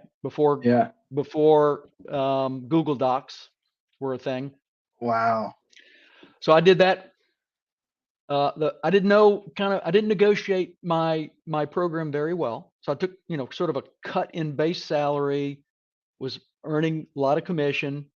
Um, but after the first year, these clients that I brought on, they're recurring revenue for the company. And I'm like, "Hey guys, if I'm going to keep doing this, I think we need to slice that pie a little differently. I think I'm worth a little bit more than what I'm getting Yeah. paid." And Check it out. I did 11 summers. All yeah, right. yeah. So, Don't you know who I am? didn't you I know I I was was Dave Dave Rosen's Rosen's roommate? roommate. Cheers to you. Yeah, absolutely. So, hey, I was a mute for Mark well, Rao. that's Listen. Mr. Pat Osigian to you. That's so good. My dad got it after 3 summers. That's Okay. right. How long is it going to take you? Yeah. Fair enough. Fair Anyway, enough. they promptly said, "No, we're good." So it's like, okay. And about 8 months later, I started my own managed services firm. Ooh, Um, that's the way to do it. Now I did that with a another friend who um, was had been with Microsoft for many years. Really knew the space Heard of much them. better than I did. Um, and Anyway, so we launched a company called Point Smart, which has since transition names. I was there for about 5 years. We did about $7.5 million in revenue from zero to that was the combined revenue over that 5 year window, right? So we went from zero customers. First, I was the first employee to ramping it up and did about $7.5 million in revenue in Wow. total by the time um, I was ready to transition out. Because candidly, by that time I was like, you know what? I don't have much enthusiasm for technology. It's just not my thing. It's like we had employees. They had geeked out. They liked it. They were geeky on the tech. You know what I mean? And I don't mean Yeah, that in they're a about it. negative. They No, loved it. it was just their thing. Yeah, I They lived understand. it. And I was like, Yeah. guys, I don't have this kind of enthusiasm. The good news was we had some enough recurring revenue that I was able to transition out as the leader of the sales organization, and they were able to keep the business that they had. My former business partner eventually merged with another group. They grew and got bigger. They've since been acquired. I mean, great things are happening for those guys, and I'm super happy for them. And then I just was going to go independent for a little while and do some business consulting. It's like, all right, I've owned a couple of businesses now. I've seen a thing or two. Let me just go, you know, hang the shingle that says I'm a consultant. Tell me, Yeah. tell me what you're doing, and I'll tell you how to fix it. Which was great, except started to look a little bit like my selling career at Southwestern, like peaks Hmm. and valleys. Like you make a big chunk of cash, and then you're looking for your next gig. Um, so I started kind of looking around for something that's a little more stable than the independent consultant model. And that's how I got where I am today with Insperity. So I don't know if you know anything at all about what Insperity is or, We not yet. I'm actually was looking forward to hearing it from you because I know you put yeah, Insperity on your like what you do on the little form that we have our guests fill out beforehand. yeah, But again, we notoriously do not do pre-approach on purpose so cool. that Love it. this is organic. Yeah, yeah. Uh-huh. And we prefer it that way. Hopefully, we don't Yeah, hope to. We don't make it. We don't try to be insulting or anything by it. But it's not at like, hey, all. no, Not at let's chat all. about it on the air. It's more exciting for you. It's more exciting for me to hear it for the Yeah. first time. So, Well, let and me that's tell you the Insperity story the best that I can. I will tell you, Insperity started 36 years ago. It started under the name Administaff. The founder, which I is an inspiration to me because he founded a company. Him and a couple of serial entrepreneurs said, you know what? We've done this a couple of times. We've started some businesses. What's the challenge that all businesses face? And the challenge is the minute you hire an employee, you have all kinds of risk, all kinds of responsibilities, liabilities, and issues that come with being an employer. And they said, we're going to solve that problem for small businesses. And the emphasis is on small businesses. Like that's their niche. And so they started working with the state of Texas legislature to figure out what does it look like to be able to do this in this sort of unique legal structure called co-employment. And once they got it resolved within the state of Texas, they said, all right, we need to solve this now on a federal level. And so they went to Washington, D.C., went through the lobbying process and launched essentially the PEO industry, which is professional employer organizations.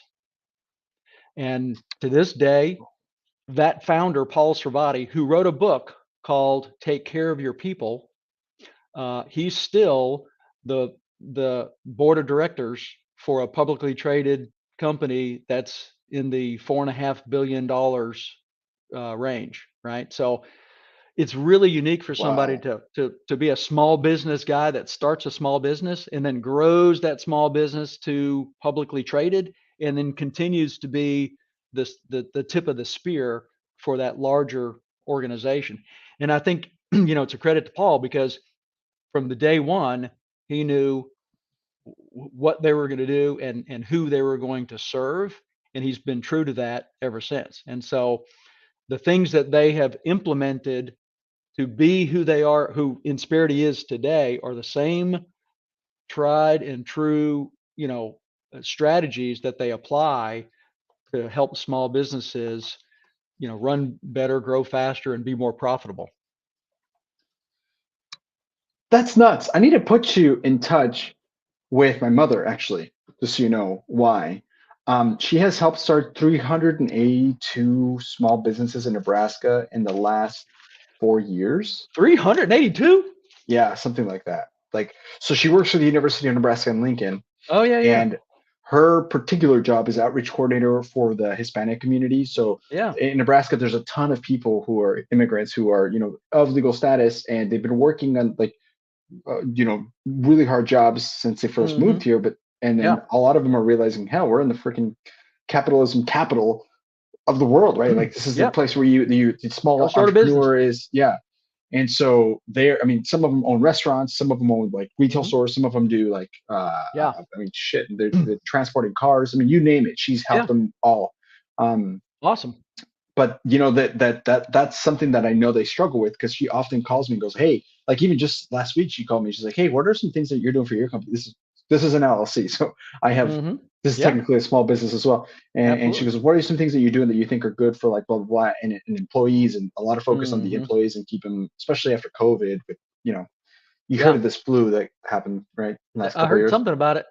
Yeah, masks and shit. But point is, you need to get in touch with my mom, or I need to get her in Cool. touch with you, Yeah, because I yeah. feel like that's something that you guys can Yeah. help each other out for sure.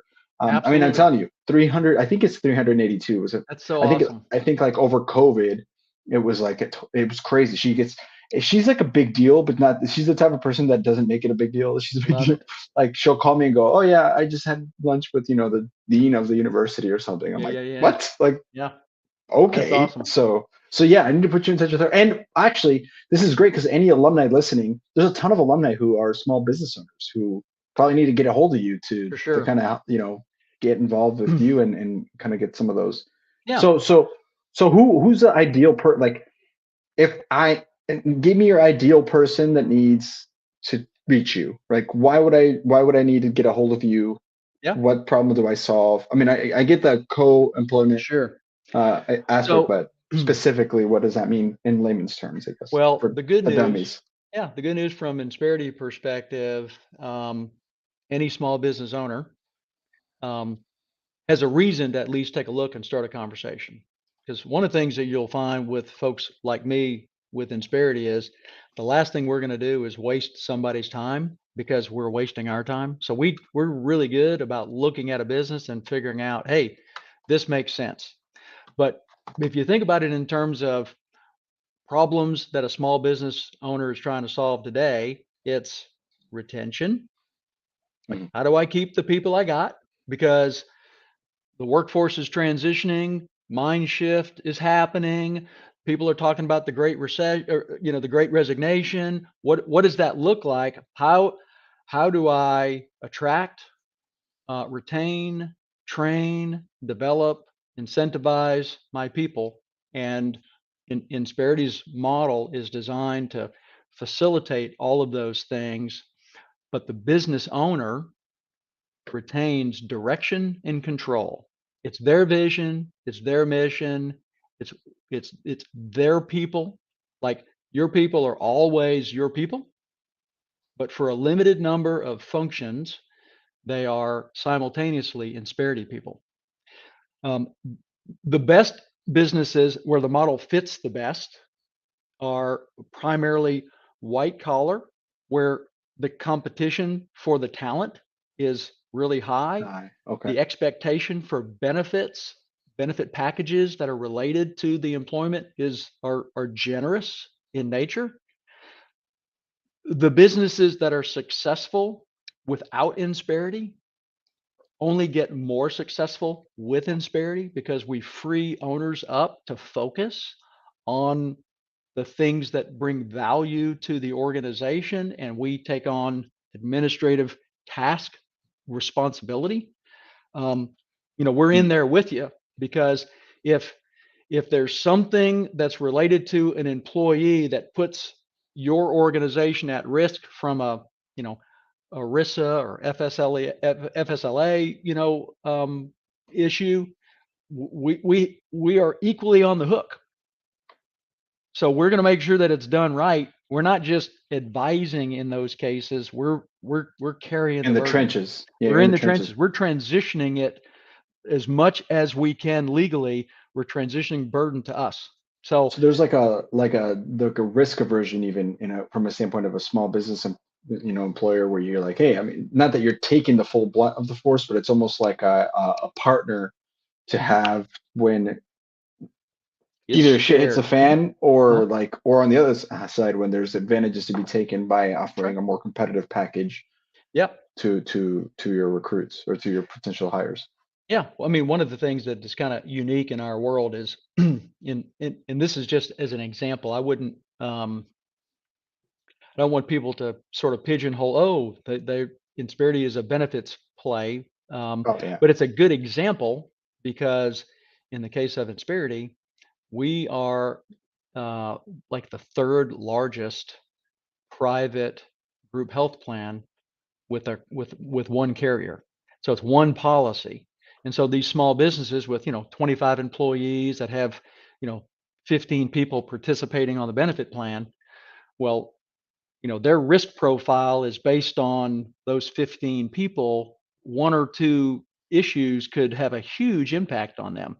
But in our world, they're just part of our 300,000 lives. So the insurance policy that my family has the same policy number that my clients have. Right. It's the same. It's one policy, but it's customized for those small businesses, right? So that there's plan designs that are based on what's appropriate for the business that the client business. That makes sense to me. So do you guys? What happens if the employer is like predominant, or like if the business is predominantly like Spanish speaking? Do you guys have like? Does that matter, or how does that? No, you guys service? You guys can service in Spanish. Fully That's bilingual. Brilliant. That is brilliant. That is brilliant. Because right now, like some of the like the largest group of entrepreneurs. I need an interpreter, but our service team can service in Spanish. Yeah. Well, that's huge, because right now the largest growing entrepreneurial base is the like small businesses, especially during COVID, was Hispanic. Like Hispanic businesses blew up during the pandemic, because that was people were like, we can't freaking go to work, might as well just do what we do, and so people started their own business, and I know that's not even just the case. Like, again, not just speaking for Nebraska, but that's nationwide. It's the growest demographic, largest growing demographic, fastest growing demographic. Absolutely. Entrepreneurship in the country. Well, so and that's huge. Before I forget, there's really kind of two primary paths. So we were talking mostly about co-employment, and that's really kind of the flagship model. But we have another model that's more traditional in nature. So it's a technology solution, but heavily supported with people. So it's a payroll platform that allows you to integrate all of these other, like you can have your own broker, you can have your own workers' comp agent, you can have your own policy in that regard, but we'll integrate it into the platform. So it's all easy for you to administrate. And then the owners, when they have HR related questions, there's a library of tools, and then they can escalate to an actual live person to talk to get some guidance and direction. So That's so cool. there's two separate models. And so part of my job as I think about as a business performance advisor, I have three responsibilities. I'm an ambassador for the company. I'm really an ambassador for the industry, but I'm ambassador specifically for Insperity. And then, I'm an educator to folks for just understanding what's out there, how it works, how it benefits them. And then I'm an advisor because it's really my job to sort of collect the data, hear what they're trying to accomplish, and then make the appropriate recommendation for the two platforms, which one fits where they are today and will help them get furthest down the road in the shortest period of time. Wow, that is so. I mean, listen, as a person who's just starting a small business and like I'm working with like, hey, how do I, right now all my team is all contractors, which it makes sense for me that way right now. But eventually, as we scale, and we will scale, we have a whole plan, 5-year plan on how we're scaling, and how this becomes more than just a show, and it becomes more like our vision is becoming the network of book people, right? Yeah. And you kind of mentioned it when you left, even that's one thing that really hasn't changed is when you leave there's really like you thinking ahead as a sister company, but they still plug you back into the sister companies that are available and they still help you with your resume and the value is still there. So that's important and people need to take advantage of that company. Hans Schlegel, Shane Merrick, Ben Kessler work there. Mm-hmm. But then there's also this other aspect of it where it's like, okay, but what if I don't want to go to a sister company? What if I want to I know that there's a bunch of alumni out there that are doing all sorts of different stuff, evidenced by 104 different episodes, right? That we've had that each person's kind of Dave Rosen's in cannabis right now, right? Yeah. They're doing this. And then there's people like Haynes Maxwell who sold in the 70s and late 80s, they're all doing different things. Mm-hmm.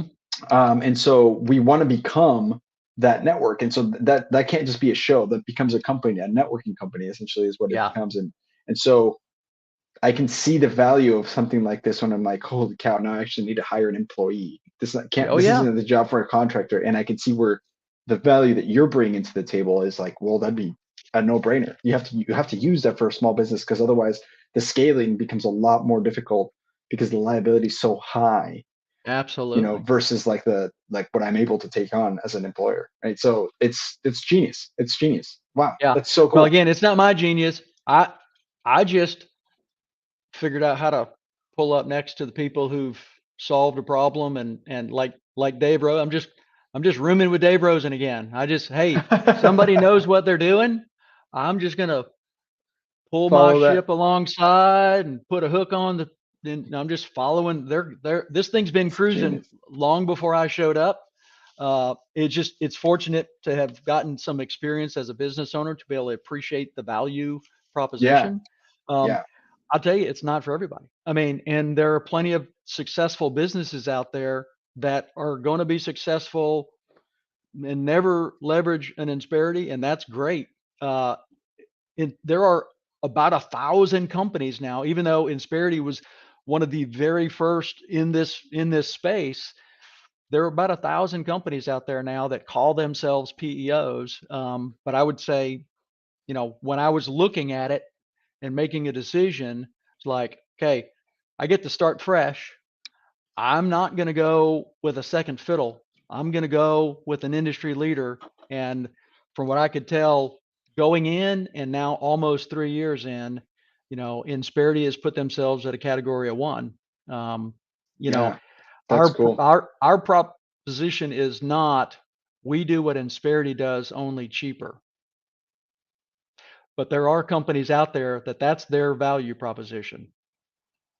Right. We do what Insperity does, only cheaper.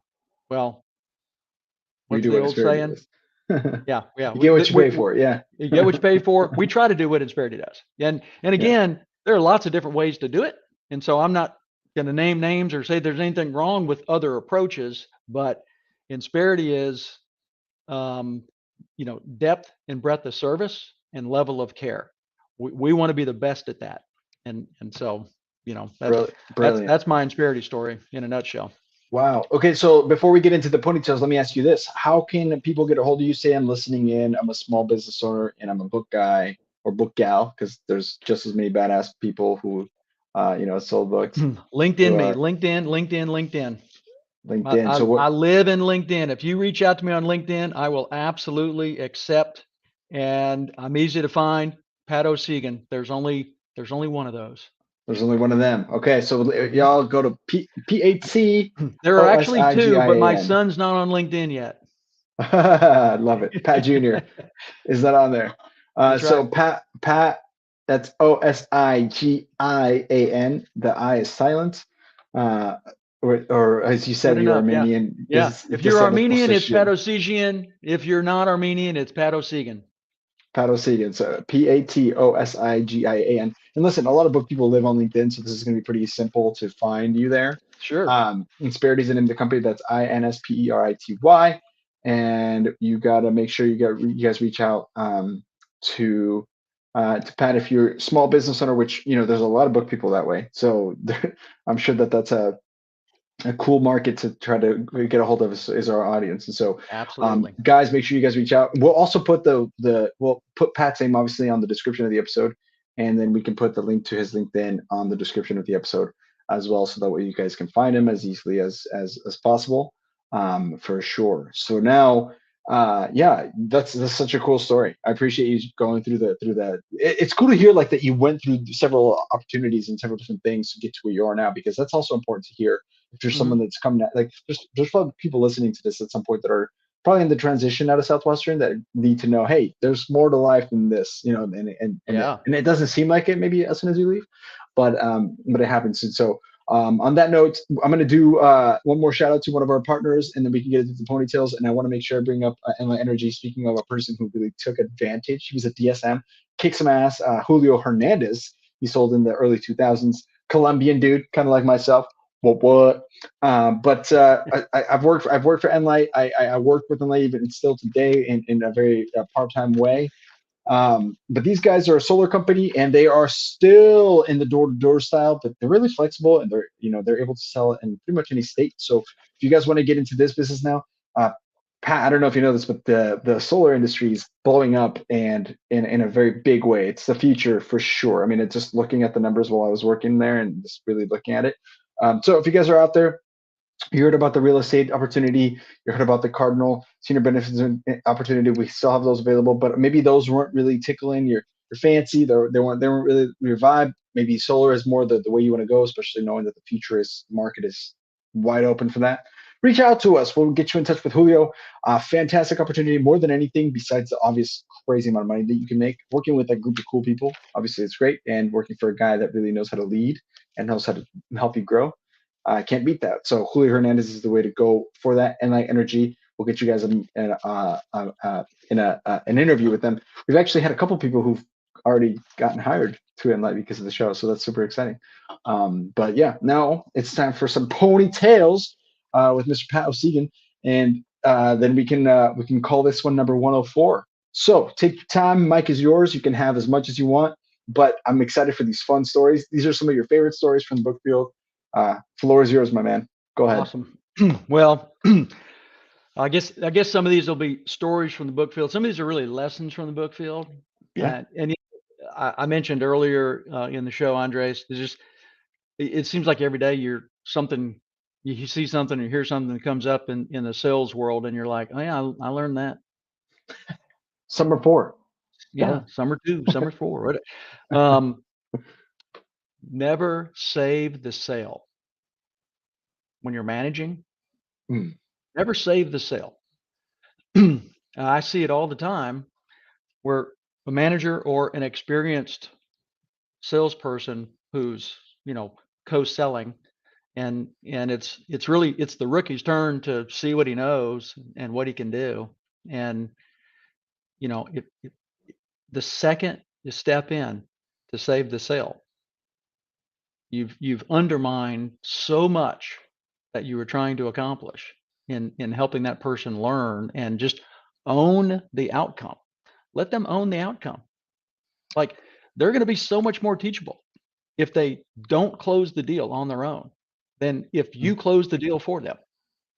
Or worst case scenario, you step in and don't close the deal, because you'll never convince them that they didn't have it in the bag. Because That's how we think as salespeople. When we're engaged with that prospect, we think we got it. And if you step in to help them, you've killed a deal, or you've won it, but you've just killed the thing you were trying to accomplish in helping that young person who's learning this particular process. So that's just something that sticks with me. I see it all the time, and I think it's worth repeating to those of us out there who have the opportunity to influence the next generation of salespeople. That is the first time someone has mentioned that, and it is so huge from a leadership standpoint. I've made that mistake multiple times, and you nailed it. Easy to do. It's Oh easy to God, do. you want to, right? Yeah. But you're right. You're right. There's just the confidence of the person gets crushed. Yeah. If you close it, even more so. If you don't close it, then in a different way, like nobody can sell this. This is terrible. This doesn't work. Right. Oh my God. Wow. Yeah. If Yes. you're the experienced guy and you couldn't sell it, right? Yeah. I mean, it never works in your favor to save the sale. Now you got to go into the transaction. You got to go into the selling environment with clear lines of whose role, who's doing what. But if you give somebody responsibility, let them own it. Absolutely. Let them go all the way to the end, and tell them before they go in, hey, I'm not saving this, no matter what. It's yours. So that's just one thing. That is so good. 104 episodes. Nobody shared that. I'll tell you the other thing that jumps out at me, or this is from the field. Did you guys ever do somewhere around, I don't know, week 8-ish? We would do something almost every summer, and it was the Ghost of Summer Past. You ever do the Ghost of Summer Past? No, but I want to hear this. This is awesome. So it's a skit that we would do, and it was like the Christmas Carol, the Ghost of Christmas Past, right? And you would set up multiple scenarios where some rookie was off schedule, and that's kind of the Ghost of Christmas Present. It's like, what are you doing? And he's out of Dairy Queen eating ice cream or whatever, and and then you have the Ghost of Christmas Future, and the rookie is standing there, flipping burgers because he didn't go on the Sizzler trip. It's like that's his Sizzler trip, and then you have the ghost of what could have been, and everybody's chilling out and partying on the Sizzler trip wherever it is, and high-fiving and having fun.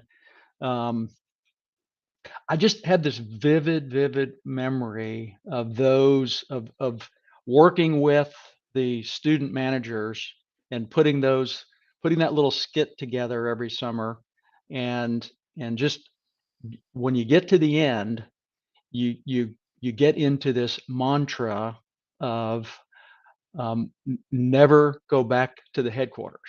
Never go back to the headquarters. Never go back to the headquarters. Never go back to the headquarters. And you get the whole room. They're just going, yeah, because by that time, everybody at some point has gotten off schedule a little bit, right? But you realize this is it. You're 8 weeks in. You got 4 weeks left, and you can still change your summer. And like we said earlier, my first summer, I mean, week 11. 40% of my summer was sold in week 11, in That's 1 wild. week. So I just, those were I have many look back fond memories. I still have book sales dreams and nightmares, right? Oh yeah. Oh yeah. I mean, who's not still waking up going, oh man, did I deliver those books? Like, I feel like I forgot to deliver my books. That's a major PTSD. Man, there is too much of that. That's so true. That's so true. Here, this one is totally not politically correct. So if you're okay with totally not This politically is an correct, uncensored podcast, and your intentions. After yeah, 2 hours of talking to you, I can feel like your intentions are probably in a good place. So they're in a good you go place. for it, man. You go for it, my man. Well, and there's no lesson at the end of this. There's no That's ooh, all that's right. good. This is just real story. Let's see if I can remember even what summer that was. This must have been the summer in New York when I had a Third car, summer. and I was out in the upstate New York. So we're still out in farmland. Where in upstate New York were you? I sold my first summer in upstate. You know what? I wrote that down. Because I couldn't remember it. I worked in I love that this has been 40 years almost, and you I still can't know. remember this. Connect to me on LinkedIn, and I will share with you the I would state. love to. Yeah, no, that's fine. I sold in The Hornell, city I just south worked of at in New York. Rochester, west of Ithaca, but I was in the way further west side of it. But I mean, upstate New York is so huge. You could Yeah, have been in Albany. Watertown up Oh, north. we were living in Albany, Oh, okay, yeah. So you're more in but the eastern upstate. So more like eastern side. Yeah, Poughkeepsie in that area. Okay. yeah. Living in Okay. Albany, but working out in the country. Great state overall. It's beautiful. Yeah. But So one summer, here we are in New York. I'm out in the country. I've got a rookie in the seat next to me, and we are cruising down some gravel roads. And so your rear view mirror, it's like dust bowl yeah, right behind you. And it had been a pretty decent day, but we're just cruising along, and I had this sort of a sick mentality, like you know sometimes birds would fly out in front of you and you would hit one, right? 20 points. And so you drop your visor down and put a little scratch mark and keep score. And I had this young rookie with me who was not comfortable with that idea at all, and I knew that he would not be comfortable with me keeping score of any roadkill. Um, but here we were just cruising down this dirt road, and the sun was starting to set in front of us. So it was, You can't see. the light was perfect. Like it wasn't in my eyes, but it was like the road was gleaming, and so I could see way up in front of me. This bird was dive bombing to the center of the road, and I'm like cruising in, and I'm seeing this bird, and I look at the rookie next to me, and I'm like slowly starting to accelerate, not wanting to be obvious, and I noticed as we get a little bit closer, and this bird's going, and I'm looking over to him, and he's starting to look over at me, and I'm starting to really, you can starting to feel the road, you know what I mean? Yeah, I know And what we get closer, and you can make out there's a grasshopper that's trying to make it across the road, and this bird is dive bombing this grasshopper. I'm not sure why he couldn't just get it, but he just kept like swinging at it and missing it. And so I'm just cruising. I don't know. I'm probably only doing 50, but it feels like 100 miles an hour on a gravel road, Yeah, right? especially if you're going 25 at the beginning. Yeah. And we Like, just cruise, and that bird comes down, and boom, we just get a ball of feathers. And he's like, dude, what did you just do? You killed that bird. And I said, yeah, but I saved that grasshopper. and that was just, I can that always, poor first year's like, what the hell just yeah, happened? I can always think back. I had to wait till he wasn't looking before I dropped my visor down to score that bird, but life was good. I saved the grasshopper. The grasshopper also is the first year, so you save the grasshopper Saved the in grasshopper. multiple Yes. ways. Taught him to not be so serious about taking himself so serious. Yep. Heck yeah. Anyway, it's little things like that, Andreas, that you flash back to over 40 years and have fond memories of life as a bookman. That is, I love the fact that you still remember this, Oh gosh. years later. Yeah. Amazing, Yeah. amazing. Wow. It's, who would you be otherwise? You know what I mean? Like, how did that change your life? Boy, you know, I don't know that we ever get to know that, right? And so, I'd still contend that unless you feel called to be a recruiter and build an organization and that you feel like that's a natural path for you, I think 4 years and out is a great experience, and I wouldn't trade that for the world.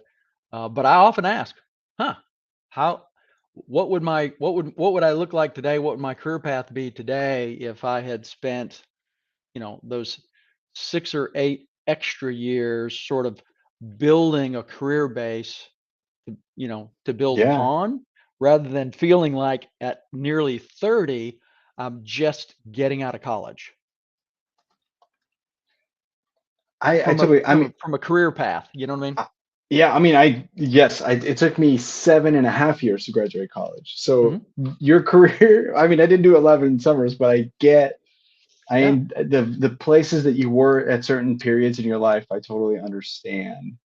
Oh yeah. And it's such a fresh reminder that, like, because I mean, here's the thing: you got out and you were pretty much 30, but like even now, you did some things and you went to the other thing, and you're still figuring out what you like to do, and you're still growing and learning and moving and changing, and so it's people feel like I feel like in the 20s people feel like they need to have it all figured out, and it's like, no, Yeah, it's okay, that's true. it's all right, it's all right. Yeah. No, you can move on, you Yeah. can If I keep ever, going.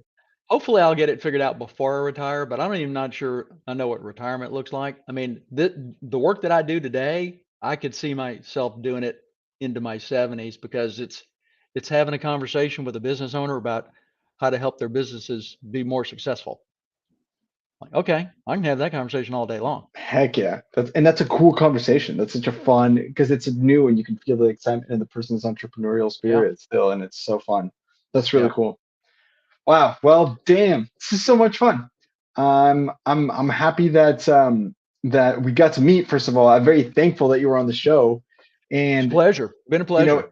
every one of Tell these tell Nick episodes. he's in the doghouse though. I didn't know he wasn't going to join us tonight, but Oh, I am so sorry. That I will let him know. I'll let him yeah, know. it's all Usually, good. he covers for me once or twice a month. It helps me, like, kind of like Of take a course. Thursday off with my wife. He actually, speaking of which, he's actually on tomorrow. Nick is on tomorrow with Nick Warner. So if you guys listening, you want to get we have another episode tomorrow that's kicking off our April. But yeah, this is it's a fun thing. I do this for a full time Love it. gig, and it's such a cool. All of our sponsors are all book people, so we kept it in house, and it's such a fun, like, environment that we're creating. We're creating this giant network of book people who, as Lee McCroskey once said eloquently, "There's more to life after Southwest Airlines." Is how he said it. And so it's such a fun, it's a good inside joke, but if people, yeah, it's the truth, and you're living proof of that. So super Absolutely. super impressive what you do. I would love to stay in touch with you, please, Yeah. and I Yeah. definitely need to put you in touch with my mom. She definitely could definitely put you in touch with some small business owners that could use what your Sounds company good. does 100%. So on that note, guys, my name is Andres Gamboa. We're going to close this one out. Ponytails Podcast. This has been episode 104. Keep looking forward. We're going to release our entire guest list coming up here in April. Here's coming up here probably over the weekend. So you guys keep in touch with that. We know we got Roger Stipe coming, so that's going to be a fun one. Roger is a legend of the book field as well, and that's been one of the biggest ones that people have requested.